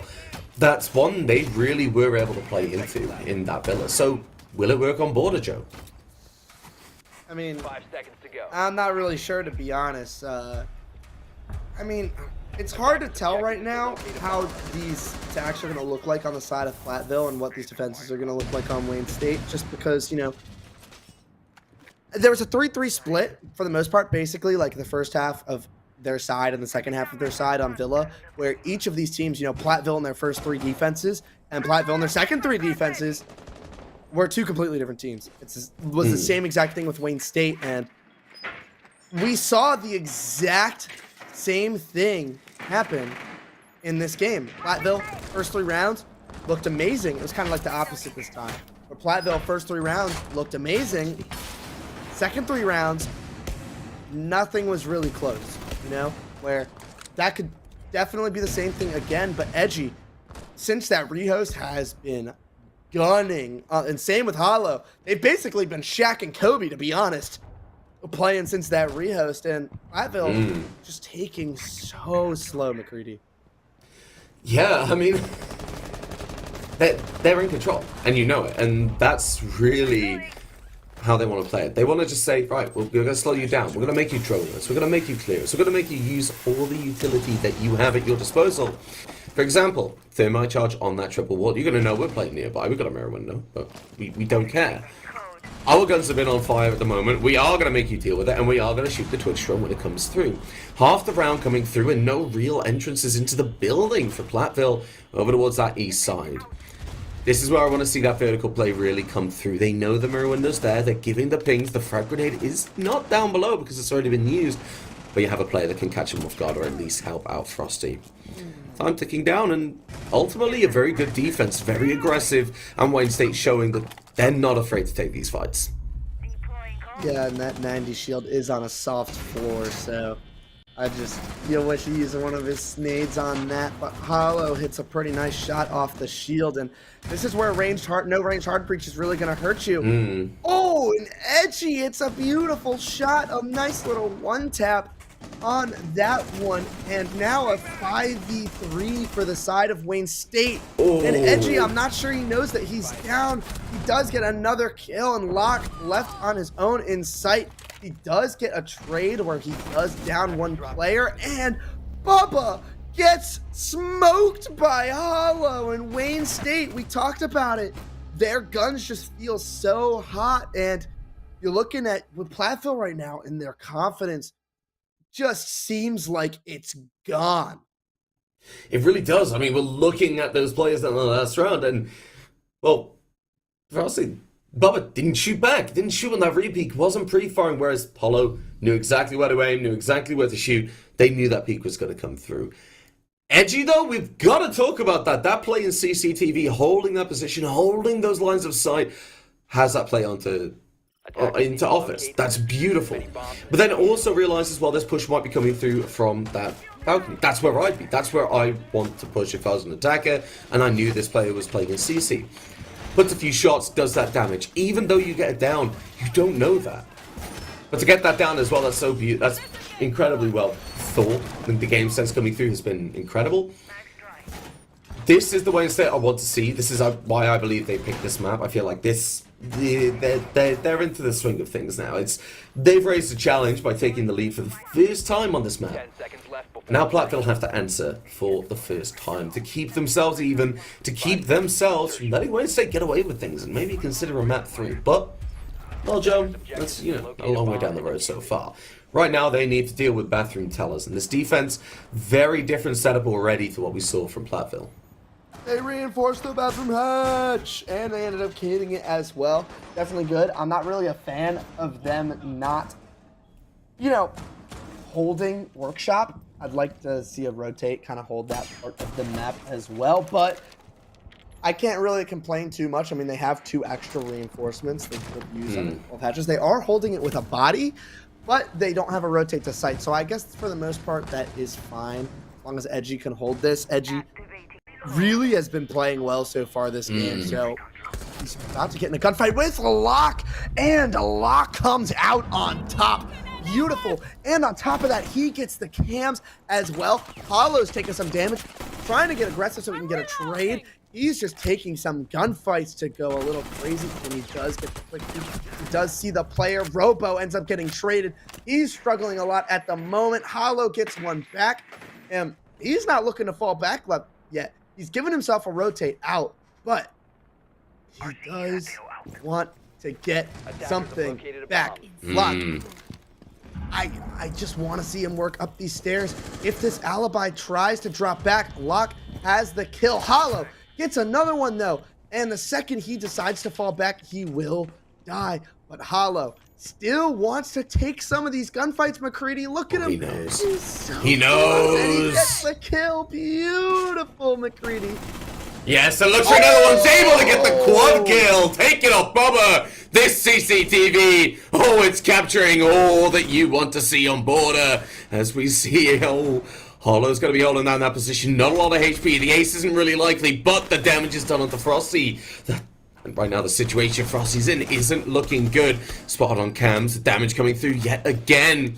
Right now Frosty doesn't want to walk down those stairs. Gonna walk towards balcony, but then you have to deal with CC again. Yes. Hollow could drop down. Hollow could push out. But right now it's gonna be Baka Bill taken off the board, and that's gonna be Hollow taking it. The second ace so far. And it's yet again on the side of Wayne State. Very, very well played, Hold. Like you said, if the drop came through, Hollow would be dead. But it didn't. Hollow decided, I'm taking these gunfights. I'm going to play my life. I've got 1 pick. I've got 2. Okay, now I've got 3. I can really afford to just go for it and see exactly what I want to do. At that point, though, that was it. That was Platteville stopped in their tracks. Yeah, I mean, Wayne State, we saw that timeout. I said it exactly. I wanted to see a completely different Wayne State esports, and here we are seeing a completely different Wayne State esports. It's just beautiful seeing what Hollow and Edgy are doing at the moment. I mean, look, I don't want to say something too crazy, but we've played 5 rounds since that rehost. Hollow and Edgy combined have 23 kills of the 25 in those 5 rounds. The 2 of them, I will repeat this just to say this. In 5 rounds, out of 25 kills of their 5 teammates, they have 23 of them, McCready. Just stats like that, man, they really make you think. I mean, I look at this map and I say, well, this, like I said, this is Wayne State. They are very happy, they are confident, and Platteville, I feel like they might be a little bit shaken by a couple of these rounds. I mean, in that last round, CCTV, they had about 4 players committed to dealing with Hollow. There wasn't really any double peak. There wasn't really a commitment. It was just giving 1v1s to Hollow. That's something you do not do, even if you're in the worst mental state in the world, because that will just make it harder. With allowing that alibi to get that ace, not really having an answer to it now. Obviously, they're going to want to play this a lot tighter. They're going to want to be together. They don't want to give any quarter away. This is a situation we saw on Villa. Wayne State, they got over towards that potential map point, and suddenly Platteville were able to bring it back. Are they able to do that on Villa, though? I mean, I want to see them do something, but we talked about it earlier, you know, it's the 3-3. Maybe they just need to get a little comfortable on these attacks and kind of see the way that it's being played, but Hollow and Edgy are just shooting completely differently. I think he's going to try and shoot him through the wall. Just take some shots. No! Hollow finds a way to get out of it. He has this hole. Deep angle that I'm not sure aware of. Dokkaebi doesn't make that play, and is there one in customs? He's not completely sure. Jetrout does get the first kill on Hollow. That's a huge pick, but Empressy, somebody who had a pretty good map. Oh, Block does know, but Empressy does get the kill, and I'm not really sure what on earth he was doing, but a good kill out of Empressy to be able to even the man count. Yeah, no, Empressy has that high value position of passport or customs, because in that situation you can cut off the main stairs push, you can cut off anybody that's trying to go from workshop to blue, and now Jetro has to commit a significant portion of time to dealing with Empressy. And Empressy knows, still has that C4 in pocket, can hear where this player is moving, and now knows roughly where you're not supposed to go. As the Flores drones come through, they can cause a few issues as Frosty looks to push into this site. 1 minute left. It's gonna have to be soon, and well, you have to think, what do Platteville have that's gonna allow them to execute right now? Yeah, I mean, that's just another kill. Edgy, they may have taken out one of the big ones, but they didn't get the second one, and now Wayne State really starting to get scary. The guns from all the teammates are starting to shoot, and that just spells huge amounts of trouble for Platteville. Robo and Frosty left on their own. And we see players like Jetro, we see players like Locke, where, you know, in the previous map, even in the first 3 rounds of this game, they looked great. But those guns are just starting to get really, really cold. And now with only 15 seconds, they're on the verge of going down 6-3. That's one that Terry gets. He looks like he's not going to get the second. Frosty gets 1 player down. He does not get a second. However, Wayne State have put us onto match point.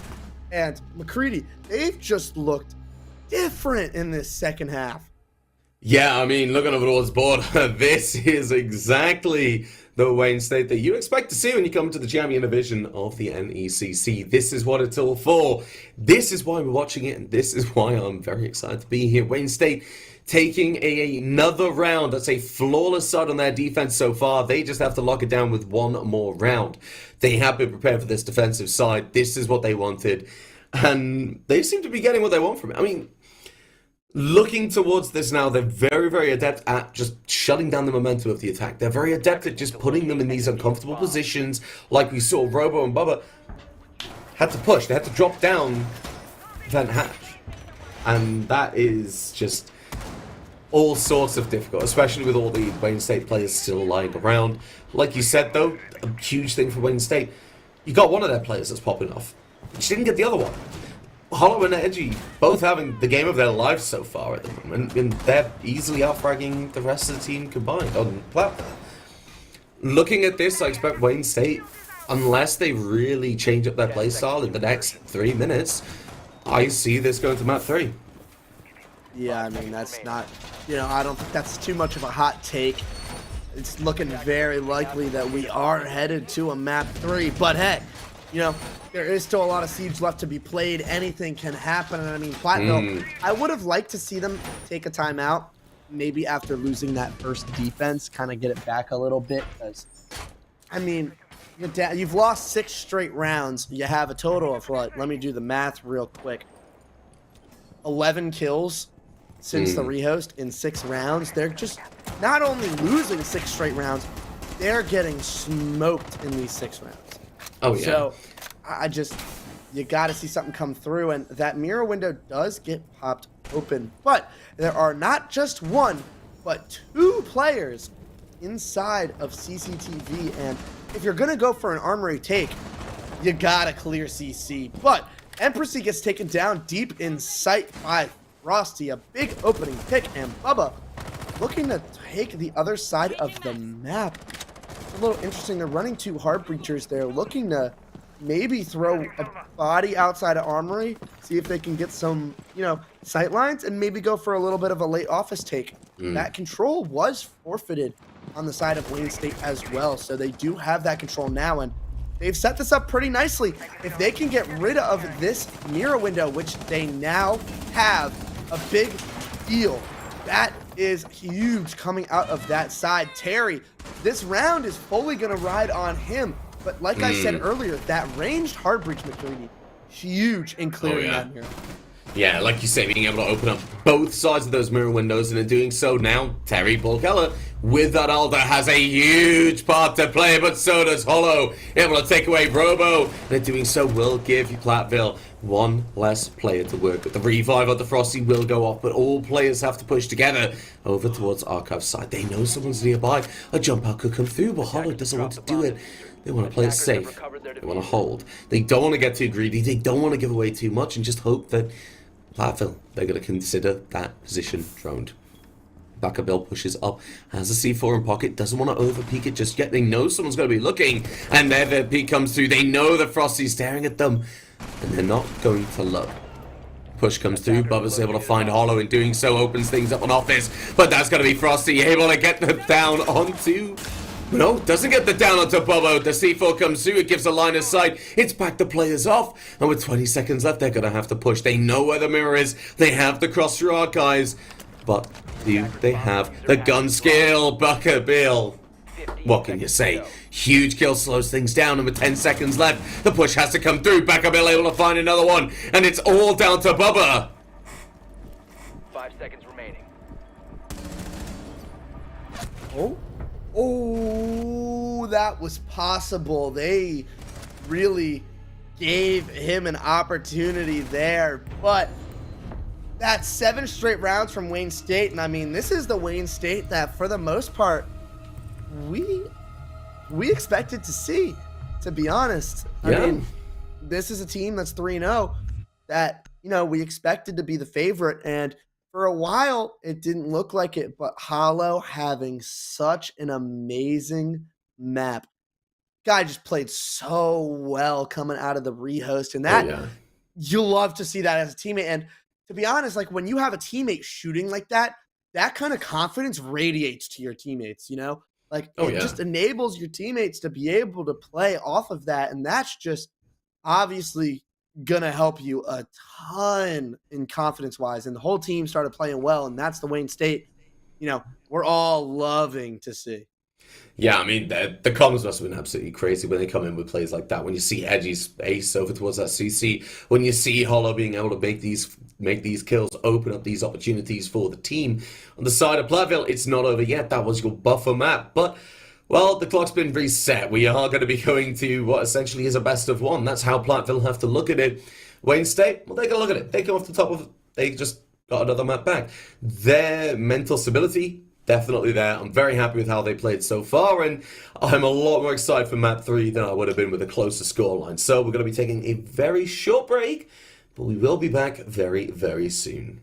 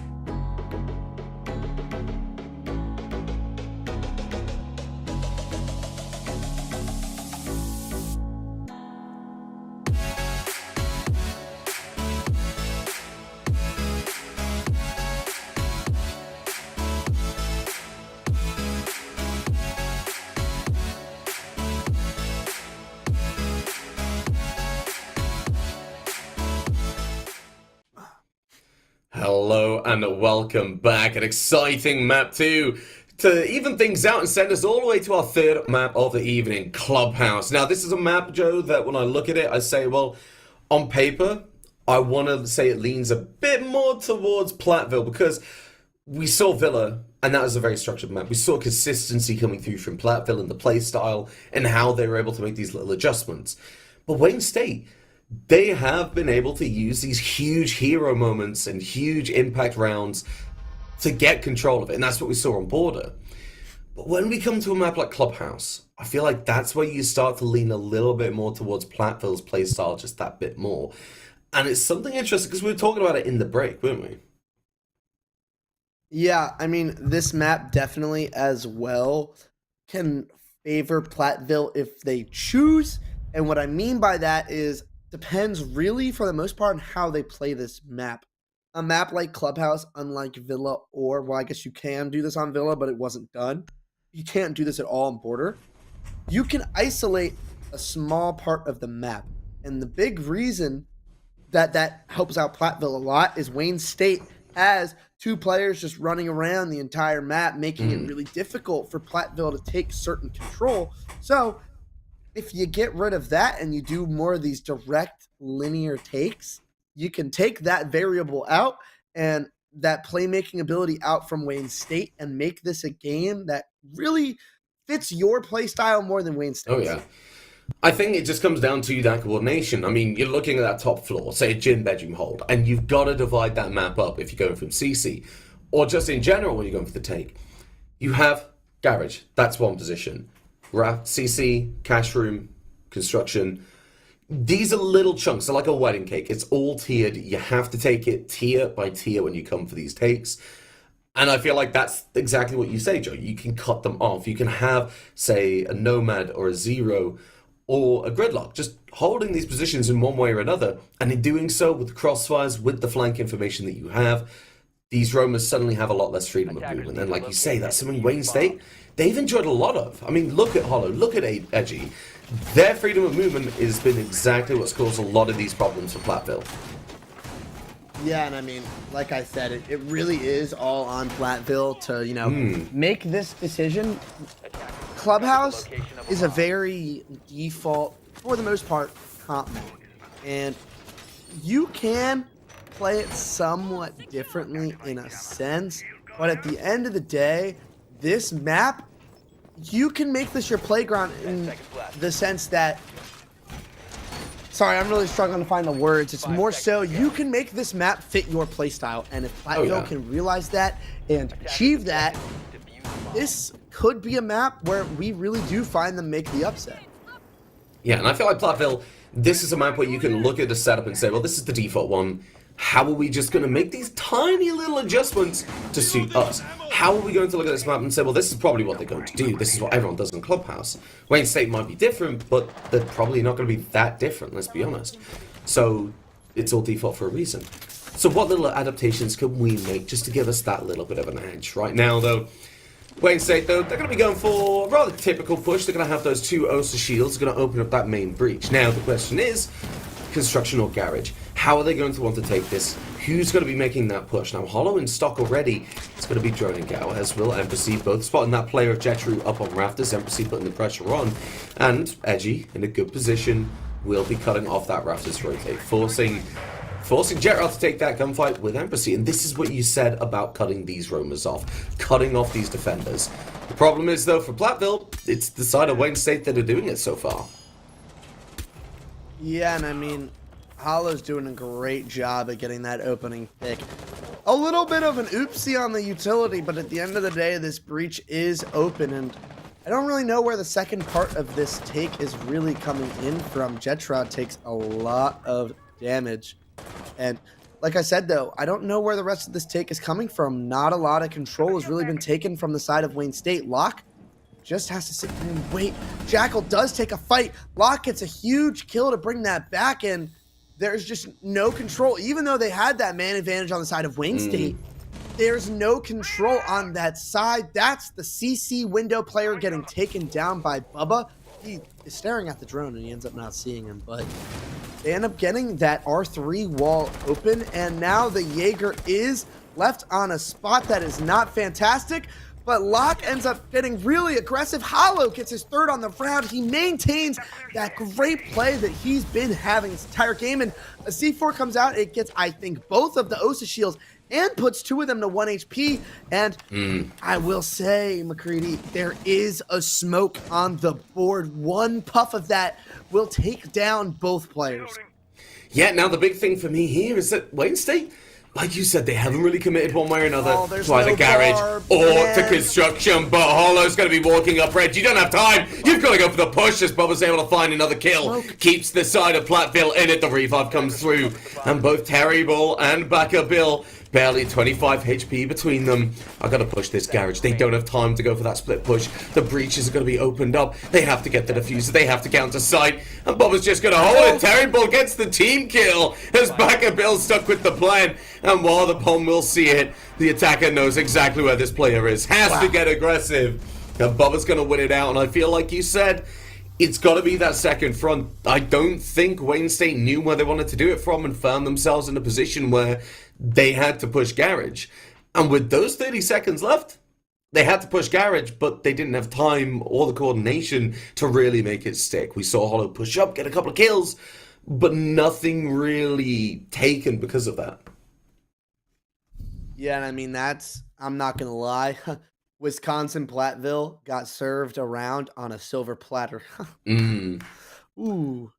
Like that. Nice little pun right there. Yeah. But anyways, it's just like... It's better than Champ, though. Yes, it is. Yeah. That round is not one they necessarily deserve to win, but they end up getting the round win. And when you're playing against a good team, sometimes those rounds that, you know, you're not supposed to win, that you end up getting that round on the board, is what sets you apart in a game and allows you to win. So, you know, Bubba coming up absolutely huge. Locke ends up helping out as well. But I'm sure Terry is going to be kicking himself after getting that team kill. They had that man advantage, and they end up giving it up. Platteville get themselves on the board first, and, you know, an opening attack win would have been pretty huge for Wayne State, but I'm looking at their comp right now, and that's kind of a crazy composition coming out. You have a Fuse, which isn't too uncommon, but you also have a Jackal on what looks like it's a kitchen dirt. So that's not a lot of utility coming out of him. He's also running Claymores instead of smokes. And then you have a Nomad on Club. Yeah. It's an interesting lineup, to say the least. Interesting utility coming out of all of them, but Frosty is upstairs, and for a kitchen dirt take, you need to have somebody on Logi Hatch to counter this. And as I say that, Terry is working his way up there as we speak. Yeah, it's at this point I'd like to let everybody know we are actually in comms with both teams right now. They're going to hear everything we're saying. Hi, guys. Right now, Terry's looking over towards that Logi Hatch, like you say. Realizes they don't have soft breach, they've got hard breach, and is trying to choose whether you use that, allow it to get shot out, or you risk it with the fuse charge. Now, maybe detonating a fuse charge right now with this hatch going off while the impact tricks are done, that could be huge. But the hatch being opened up, wall will get opened as well. And the player upstairs of Frosty is going to pull back to construction. This is where this roam clear you want to see a little bit more, as Robo's able to find a kill into back of Bill. Get a player in construction. You can isolate this player so well. Frosty Games, though, is going to get taken out by Embassy, who is going to be taking out that player and going for that roam clear. As Jet Raul looks to get a bit aggressive, will be able to find a kill into Hollow and keep the advantage in the side of Platteville. They have been handed that round, you might say, in the first round, but they are by no means showing that they do not deserve to win this one. Yeah, and I mean, that's a huge pick to get back. You know, they have man advantage now, and that momentum that we were talking about earlier seems to be shifting, and this lack of utility on the side of Wayne State, like I said, they're going for this kitchen dirt. The fuse is nowhere to be found in kitchen. The vert player, and I just, you know, they end up not getting a lot done. They end up smoking the long haul. A good play. He is aware that he's allowed to play in this back armory spot with no contention, and I just, I don't know. There's only 30 seconds left on the round. Wayne State has got to make something happen, and the Fuse player is going to make his way over to Dirt to try and make something happen in this round, but these smokes just keep coming out. It's delaying the push, and this entire push is going to rely on Terry. He's going to have to make something happen in that angle. He can't find this kill on the Thunderbird. He ends up getting taken down. Edgy is going to try and make something happen. He gets taken down by Locke on the smoke, and that is a second defense coming out of Platteville where obviously they looked good, but questionable decisions being made by the side of Wayne State. Yeah, I think the big one that you say is why did it take so long to get upstairs and start getting that pressure over towards Frosted Games? I mean, that was very well played from the Aruni. Then I will be honest, when it comes to the kitchen, they positioned well on the side of Wayne State. They didn't overpeak, they didn't over-aggress, they didn't just run in and say, well, kitchen's clear, main stairs is clear, let's go. They were aware that that could have been a problem, but then, like you say, that does raise the question, next round, are you going to be prepared for the possibility somebody's up there? What are you planning to deal with that player? That's something that we saw on Border, we saw a bit of it on Villa. I want to see it a bit more on this map, but that's not saying it was bad from Wayne State or it was horrible from Platteville on the first round. It's just both teams are playing well. I think it's just each round we're seeing one team just kind of inch it out a little bit more, whether it be slight little decision making or slight little positioning, maybe just the way they think about approaching a round. I think that's something that Wayne State would like to take a look at a little bit more. Maybe in the VOD review say, well, we went for a Dirt kitchen push. We ended up going upstairs. We didn't really put that pressure on Dirt until late round. How are we going to change that? And I feel like it's something they could really benefit from. I don't want to say that to be mean. I want to see these teams develop. I want to see Wayne State come in a lot stronger than they've been so far. Yeah, they're also bringing 2 sets of EMPs and 2 sets of EMPs and a gridlock on Clubhouse, where I kind of said this last round, and I'm not sure if Wayne State is trying to like reinvent the wheel or okay, fine, great, fantastic. I'm not really sure if they're trying to reinvent the wheel or this is just their strats, but the operator selection coming out on their side is not necessarily something great, but that ace getting put to work early, that wall is completely open. The bathroom wall is also open as well. However, there is no pressure downstairs, which is really going to hurt them. They're not going to really be able to make too much happen. They do have a player on Logi Hatch. They are aware of this Jaeger's presence downstairs, and I'm not sure if they're going to make this decision to clear him or not, but Hollow ends up being taken down by Frosty on the castle. He does a great job in making sure that not only does he get his pick, but he ends up taking, getting away with his life. But also, you have these players playing on this window, and there's no CC pressure in any way, and Empressy's down to 1. Ends up getting a lot of damage in. He ends up escaping as well, but with no CC pressure, these players on the windows have to worry about that CC window, McCready. They have to worry about it, and I don't see them. Oh, it's Castle. My apologies. Well, that doesn't seem like that's very smart. No, but the thing is, you can still rotate a player around, because something I feel Wayne State could be doing with this round is, so you've got a lot of bodies. You have one over on those windows, which was a point I wanted to make about 20, 30 seconds ago. Get a player over towards CC. Now, Empressy is able to close down and finds Lock to the rim, but that's a 4 versus 4 with 40 seconds left. They don't have control of main stairs. They don't have control of the lines of sight over towards CC. But Edgy and Empressy are going to be able to negate that a little bit by finding those 2 picks.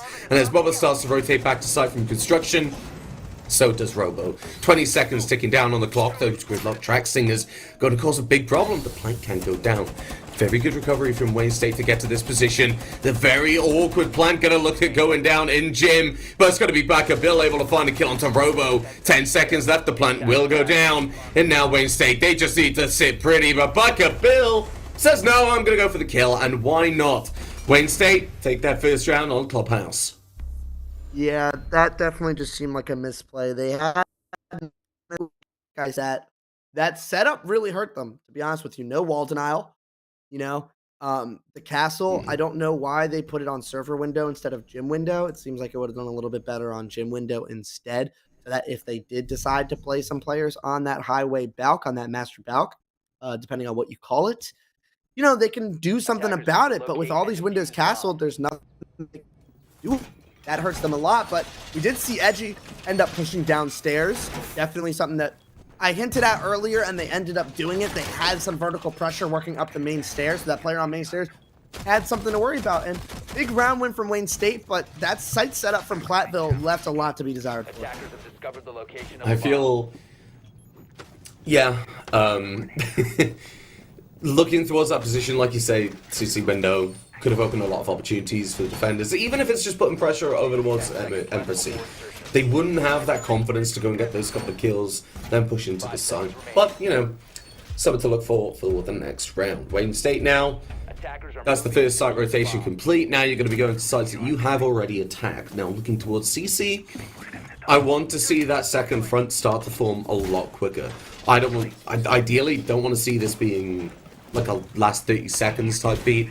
I want to see them saying, okay, well, we've got the breach open, or we've got the pressure over towards the breach. How are we going to take control of this? How are we going to just add on? Go for construction or go for garage. At least get the cutoff for the Rafters player. Embassy going to be starting us off with a very quick kill over through those drone holes. Lock to the rim will find an answer. The Dockery is off the board, but that does not mean that the DMR is, as Rooney's able to take it off. Utility goes through, main breach will get opened. Cade, why? They made the same mistake last time, just a little bit later, and that timing on the EMP was just not there.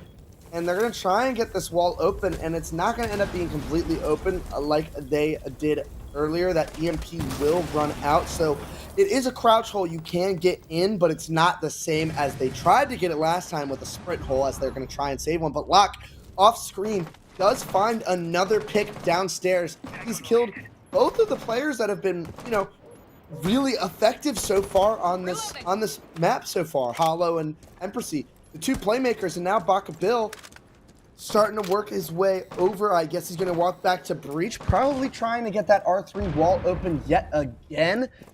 I don't know if that wall is muted, but Locke trying to get aggressive here. I'm not sure about this play. There is nobody on that wall. Bubba taking a lot of damage. He's on that R3 wall.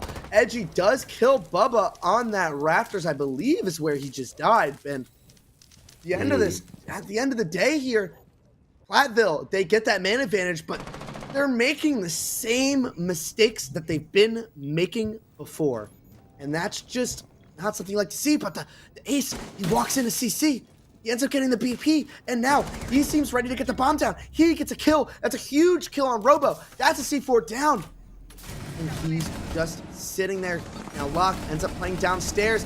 He sees him. He downs the planter. He knows it. He gets the kill. That's 3 for him on the round. Jetrow gonna try and do what he can, but the bomb is going down again. Edgy, he is below by himself. Baka ends up dying on the plant. Jetrow in a 1v1, a huge round. They have no info. Edgy starting to work his way up the stairs. I'm sure that barbed wire was hurt. He's not gonna know that Jetrow is close, and Jetrow clutches out the 1v2, and that is so big. So big. Platteville, huge defensive win coming out from them. And this is a pretty solid lead so far, I would say. A pretty decent lead, I'm not going to lie. Definitely a little bit different. They're looking a lot better than they were towards the end of that last map.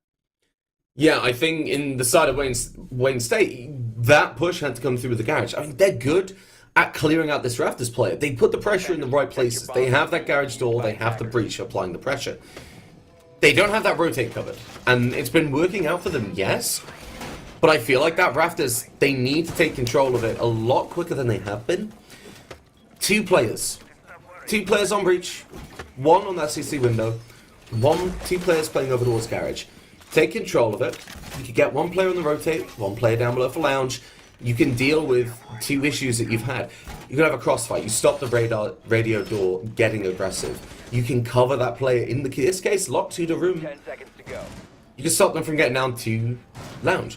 Stop them from getting that kill, get that plant down, and you've suddenly got a really good post plant. Maybe it's just one of those things where Wayne State, just take a look at your post plant positions. What's the game plan for it? How do you want to say, well, we got the plant down. What's next? Because we don't want it to be like the Wild West, you know? Regardless, though, we're going to return back to this site. How are they going to deal with this now? Well, they're going to open up dirt very, very quickly. Looks like another dirt kitchen push. Question is, are they going to go straight to that Logi hatch? I think they are, and I'm very pleased to see that. There might not be a player up there, but that doesn't matter. It's getting into good habits, isn't it, Joe? Yeah, I mean, you want to, on a direct take, it's kind of how I say it whenever I'm IGLing my teams or back when I really was playing a lot more. When you're doing a direct take, you can take it slower. You don't need a lot of control. You just want to take it slow, take your time, and make sure that you're covering all your bases because there's not a lot that you really need to do. So you can afford to waste a little bit more time and you don't have to be that efficient with what you're doing. And they seemingly are, taking their time a lot more right now than they were before. And this attack is looking a lot better than they were before. And that fuse, timing-wise, coming out very well, but Robo gets a kill. I don't even know where he just got that one, but that's a huge kill on the Iana. That's a set of nades off the board. That's huge as well. Frosty not getting these Habanas off. That Habana is open, but the sledge, I'm not really sure where he's at.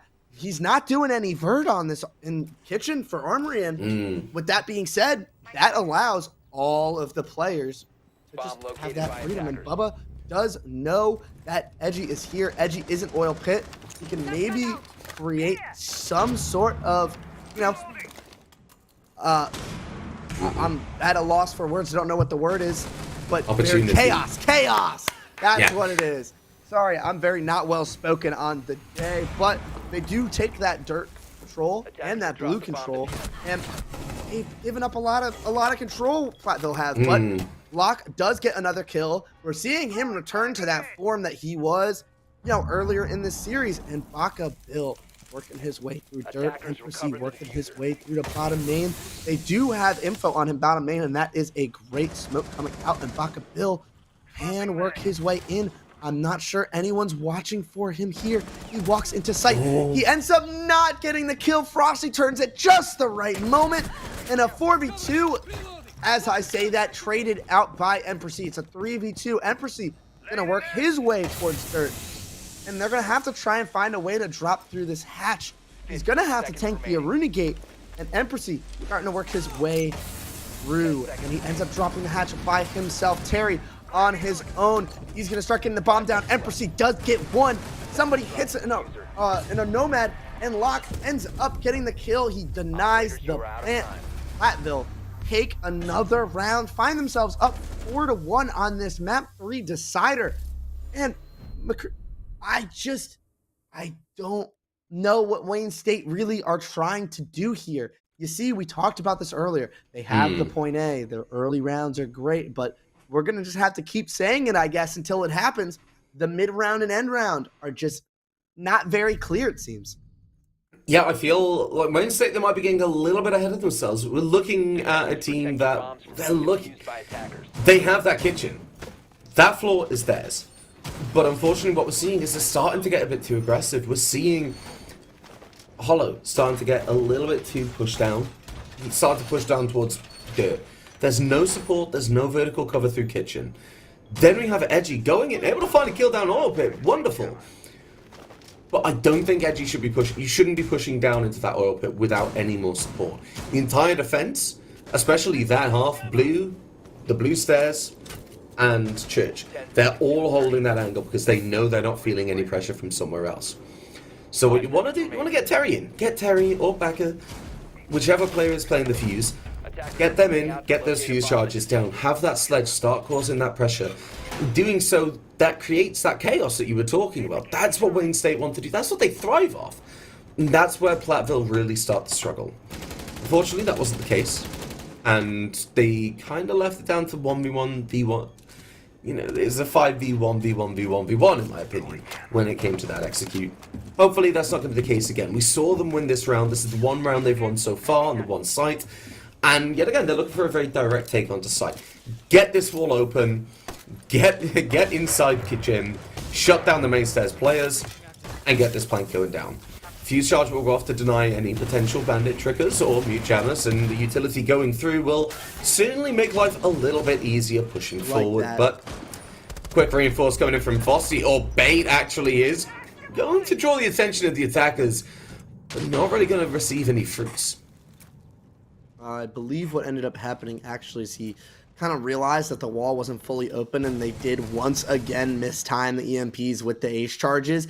And now, since that wall's not completely open, he doesn't have to worry about reinforcing that wall. They can't even get in, and Locke again finds the early kill, and that has completely screwed over the side of Wayne State. That was their other set of EMPs. They're not going to be able to get that main wall open unless some crazy things happen. Jetro gets another kill on Terry. That's also the hard breach going down. Frosty gets another, and this attack is just falling apart from the side of Wayne State. Platteville looking fantastic on this defense. Yeah, yet again, we're only seeing with about a minute 20 left. We're looking at the window performance coming through, and now Platteville, they've listened, they've got a player over in CC. They realized where they started to fall short in the last time they were in this round, and now Bubba has to play it safe, play it comfortable. Wayne State, their window play is coming in a little bit too late for my liking. There's fuse charges going through with a minute left when that push should be supporting the attack, and I think Bill, Empressy, you did your best. Unfortunately, at that point, the round wasn't really going to be won. It was when you looked towards the breach. It didn't get open. We saw players in gym, they have a lot of freedom, and that's Platteville. They have too much freedom of movement. And this is something that I was saying Wayne State need to be kept locked up for. Wayne State are really good with freedom of movement, but so are Platteville. And that's where we're seeing both of these teams being good. Platteville, they have the consistency. That's where they're starting to just nip these rounds with the 5-round advantage now. They're looking very, very dominant. And I feel like it does come down to Wayne State just maybe not having that mid-game sorted out just yet.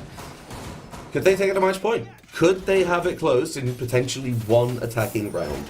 Do you think it's possible, Joe? I mean, it's definitely possible. Look, the guns are hot. And I mean, Platteville, utility-wise, I mean, it wasn't necessarily that they were doing great with their utility as much as it was, you know, Wayne State just really messing up. That was 3 times that they messed up with their EMPs and aces. That's just not something that you can have happen on a map like Clubhouse. That really depends on you getting these hard walls open. If you can't get these hard walls open, you're going to struggle attacking the map, and they heavily struggled doing that, and Platteville ended up just winning the gunfights outside of that, and they've looked really good on those defenses, but for the most part, these attacks are a little different, and I do like a lot what the Bandit is doing here. He is Bandit tricking this wall, which is definitely something that's very good. It's not something you always see, but you know, if you throw in a double EMP, maybe you can make something happen, but they now have somebody on CC window. They need nades for it. However, they're not going to be able to get this wall open, and that's just... They're trying to be able to get this wall open, but not necessarily an adequate use of utility. Oh, the triple bandit trick coming down, because obviously you can use all 4 of your bandits, just if you want to, on a single wall, making Bubba and Robo's life very, very difficult. Wayne State going to pull back, Locked to the Rim's going to be able to find that first kill, takes off Empressy off the board. Oh, he's going to get Bandit's it. still there. The trick's going to come through, and that thermite charge is taken away. Same, there's 1 charge left. This is where you look towards Sabana or towards Thermite, and, well, you just kind of see why you want to see them pick. That Rafters rotate has been covered. Frosty Games able to find Hollow now. We're able to compound that advantage. Nearly hits Lock as well, but we've just got to be happy that right now Frosty is just shaking a little bit at that point. No way. Main breach still gonna get denied, and so is that construction single wall. The aggression comes through. Terry Paul is able to find a frag and to lock to the rim, but half the rounds left and still a player disadvantage. Jetreo gets taken down. The construction presence very much there for the side of Platteville. This is still looking very good for the attack, much better than we've seen on the flip side for Wayne State. Yeah, I mean, the nades are just not really being adequately used. Jetreo is also using claymores over smokes, which definitely isn't necessarily something great. Bubba also has another thermite charge, and if he wants to, he could get this open, but they're going to have to find a way to work up the red stairs. They're kind of in, stuck between a rock and a hard place, and not having those smokes are definitely going to hurt them a lot. Edgy gets another kill from the Raptors side. He ends up killing that Sledge of Frosty, who was trying to make that play, but now they're stuck with just running in through a couple of things. That smoke might have been good for cutting off this guy in Rafters and being able to just run in, but now they don't have that utility to work with. Jetreo is going to have to try and find a way to do something as well, but he's not working in, and Frobo just walks in. He kills the player on red. He gets traded out by Terry, but Bubba can try and make something happen, but that is the player on red, and he can work his way up. He ends up throwing a C4, and he ends up getting the kill. And Platteville, we talked about it. Wayne State struggled with the utility on their offenses. Platteville seemed to be having the same exact issues that they were. Yeah, they did. Looking over towards that. That was a beautiful endgame coming out from the side of Wayne State. They were able to draw back just a bit. Platteville, very good attack from the start. They had that garage pressure, I will admit.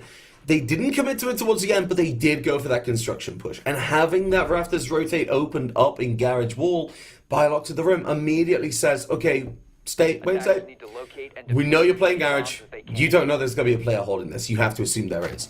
Which means that Rafters player has a lot of phantom pressure applied to them. They have to hold that position or go down the garage stairs or risk it. You never know really what's going to happen, so it's never really a safe bet moving from that position. A very defensive team will just want to hold that. They won't want to move at all.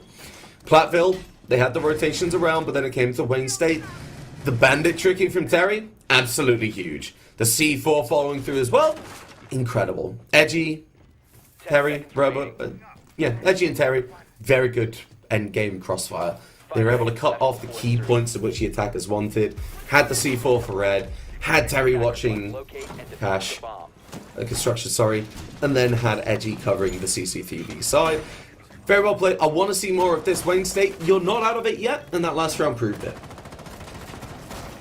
Yeah, absolutely not. But like I said, we're going to want to see that utility coming out. And Jetreo does switch to those smokes, so I assume that last round was a mistake. But Frosty also has claymores on Osa, where he could have had smokes as well. And what I don't understand is that both teams are kind of doing this is they're not necessarily trying to roam clear too much, and then they're bringing Jackal. They're going for these direct takes, but bringing Jackal, which isn't necessarily a lot. Doesn't really make sense that much. Like, if you're going to go for a roam clear, take the Jackal. But if you're not, don't bring him. Bring somebody else with more utility.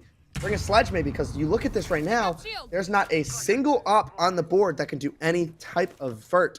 And good luck clearing out Armory without any vert. I guess you could use the shotgun on the side of the Jackal, but that's not necessarily as great as bringing either a Buck or maybe, even a Sledge. So not necessarily a fan of op picks yet again by either of these teams, but they end up getting the hatch open. Definitely a good start. They survive a C4, and Hollow starting to work his way over for maybe a flank. Yeah, and I feel like right now, with that kitchen pressure, with the dirt players in position, and the push in kitchen ready to take place should Platteville want it, I feel like having Hollow ready on that roam is incredibly powerful. You have that player above ready to deal with Robo, Jetreo, and Habana, and Empress is going to be the one to kick things off, finding that frag. Edgy and Hollow each pick up one of their own, and now the 2 versus 5. 2 players still up above, and now the roamers are going to come into play. Cut these players off, force them into the 1 versus 1 to lock to the rim. Gonna have to push down these main stairs. They know that you're there. They are going to be holding you. You're just going to have to take this gunfight. You don't want to push down main and drop through Moto Hatch. So you look towards Kitchen Hatch. But there's an Aruna gate and there's players watching it. Time ticking down. We're looking at Platteville with very difficult decisions to make, and they're going to have to make them very, very soon. As Wayne State are just locked in. All they have to do is kill this Goyo. It's all they have to do. They could double up on the hatch, play 1 on the drop, and if they can kill this Goyo, they might have a little bit of control to be able to make this work. That's another C4 going out. They don't really have any sense of denial. They can drop and maybe kill this Goyo. That would be a huge pick, but I'm not sure that they know that he's there, and that's going to hurt them a lot. They're not completely sure. He's facing the wrong direction. Robo on his own. They are aware of his position, and he has gone down.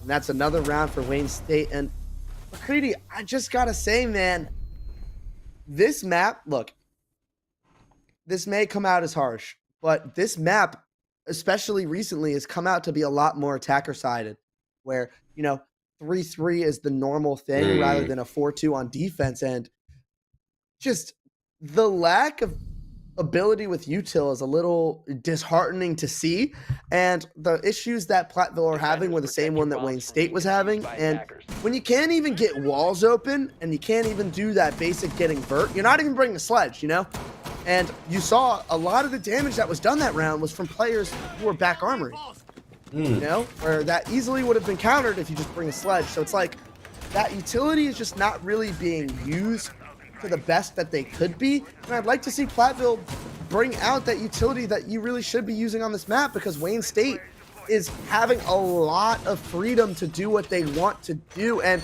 to say the least, they're also doing really well with their utility as well. Terry's been really good with the bandits. They've been pretty good with their C4s. They've been good with holding their crossfires, not giving up too much control, giving away picks. They've been looked very good on their defenses, where Platteville, they just need to find a way to get it together, because they're 2 rounds away from closing out this series, so you just want to see them make it work. Yeah, I mean, you really, really do, because you look at a team that are this close, and it's just little things, genuinely little things in some cases, that are causing problems. Now, Terry, very happy to see them back on the Jacuzzi wall. They have the bandit charges. They're looking to get this denial. They can go for the bandit trick. I expect them to go for the bandit trick, and I expect them to do quite well. Yes, they do have those EMP gadgets, but Terry can just place down 2 bandit charges, add another one. Both of those, heart-breaching gadgets go down. The thermite charge will go off and opens up that Jacuzzi wall. Much better attempt than what we saw from Wayne State. It has to be said, that wall has got open. That wall, that entrance onto site is there. Terry has a choice. Go for the C4 or just go for the reinforcement. Now, the window pressure's coming through. Platteville looking a lot more methodical than what we saw from Wayne State on their attack. And that's a good pick as well from Locke, and they're doing the damage, but like I said earlier, the lack of a ranged hard breach does not allow you to open up that bathroom wall, which is a huge thing to be able to do, but they do have that breach open. They have man advantage. They have control of the master balk, and if they so choose, they can walk into breach whenever they would like, but they need to clear that bathroom player, and as I say that, Treyo does exactly that. He's working up his long haul right now. He ends up getting killed from a player in the dark corner, and that's 3 picks just out of nowhere going in, and the man advantage is completely just gone, but they have all this control. Rob is on this gym window. He's going to try his best to watch the cross, but for the most part, Bubba has to do all of the heavy lifting here. He still has 3 flashes to work with. He can hop in the bathroom if he would like, and this is a really bad position for Robo to be in. I think he should go help out if he can on the breach. Bubba is aware, however, of this player on his main stairs. He is just holding for the time being, and Robo needs to get in a position to help a little bit more, but that call comes in. He's going to look like he's trying to hop through the window. Bubba does get a kill on Island. He is in bathroom. He's looking to win that one. Robo does get that kill. They have to hear that barb. He's going to have to work his way up, and Bubba holding the angle. It seems like he's aware. Edgy going to have to try and clutch this one out. Robo takes a lot of damage from that flames. He is watching the cross here, and he does get that kill. That is another attack round going in on Jim. And guess what? That's match point for Platteville. Series point as well for Platteville. They've taken Villa in a overtime game that they took the overtime pretty confidently. And then jumping over the border, while they weren't able to deliver the same performance, their clubhouse has certainly made up for it. Yes, that attack in that last round, that was methodical. The checklist was there. It's what we said we wanted to see, even all the way back in Villa. And it's what we saw. They said, right, let's get this Jacuzzi wall open. We'll leave one player nearby. Do not push it. Do not overpeak. Do not overcommit. Rotate to the windows. Start putting the pressure on. But there, construction, logi fell into place as well. The execute came through very nicely. They had all these pieces in place. They weren't trying to have too many moving parts going at once. They took their time and they said, we'll wait. So Wayne State, they're going back to the first site that they were able to defend properly, and it's one that they struggle to attack, definitely, but I feel like their defense is a lot more comfortable than the attack. This is where their bandit trick really started to step up. Their use of his army already to try and help out, just that little bit more piece of utility. I'll catch him, maybe. Just to make sure Terry's alive. Can he stay on that breach? Get that utility off the wall. I want to see a little bit of the roaming playing come through. Maybe a player down below, maybe in the form of Empressy. We saw that they like to take that role a little bit. Ultimately, though, I want to see Platteville. I want to see them lock it down. They've done it before. They can do it again. They came close on the last time we were on this site, so why can't they go again? Hard breach gadgets will be used. The bandit charges will go down, but the garage rafters rotate will be covered. This time an entrance will be made as well by the player of Lock to the Rim. Yet again, putting so much pressure on the attack defenders playing that rafters position. And speaking of pressure, Terry's just not having a great time. The bandit tricks are coming through, though, and doing beautiful. The audio cues, baiting, but all the EMP gadgets are gone. Pick them up. They've got to rotate around. Just put the charges down and focus somewhere else. I just don't know why he didn't use his heart breach charge to try and get the other side of the wall. If they put heart breaches on both sides, he can't do both at the same time, but that is the bandit going down. If they can try and find a way to get them off. Well, actually, I am saying that, but they don't actually have thermite left. But they do have the wall open through a heart breach charge, and the Lock just runs into sight. He gets a kill. He's looking to close this one out. He has a player on his bottom red, but Baka does get the kill back. But the damage has been done. That is a player going down. They have another player in con. He's not looking at him. That might be a kill going down as well. He ends up getting taken out from a garage run out. Chatreo ends up getting the trade. He's going to hold for this player top red. They know that he's there. They're not sure where this last player is, but this is match point, series point. They're going to close off this breach, make sure that they don't have to worry about it. And McCready, are we seeing the end of this series unfold under our eyes?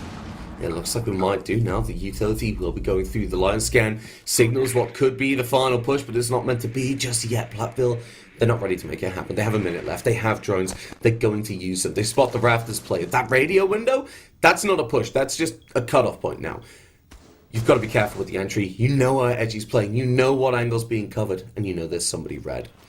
Time ticking down. And Platteville, they know they've got to make this push. They know they've got to win it. That's got to be Robo winning the gunfight on Tobacco, pushes through, looks to the gunfight onto Edgy. He isn't able to land those shots, but knows exactly where this player is. The plank can start to go down. A crossfire can be put in place by the two remaining players. They just need somebody to play over towards that radio window.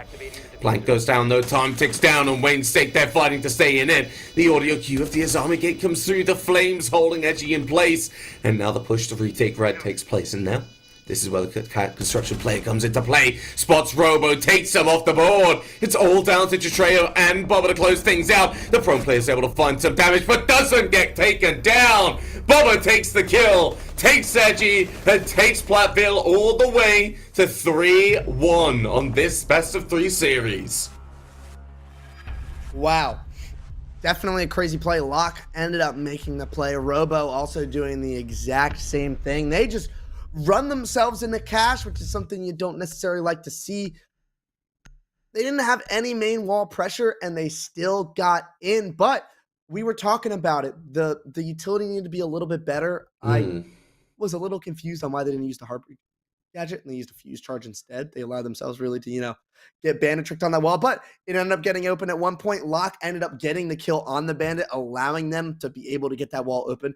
Huge, being able to do it. And then Lock not only getting that opening pick, but he also opened up the round by just sprinting into sight and getting that kill on the top red player.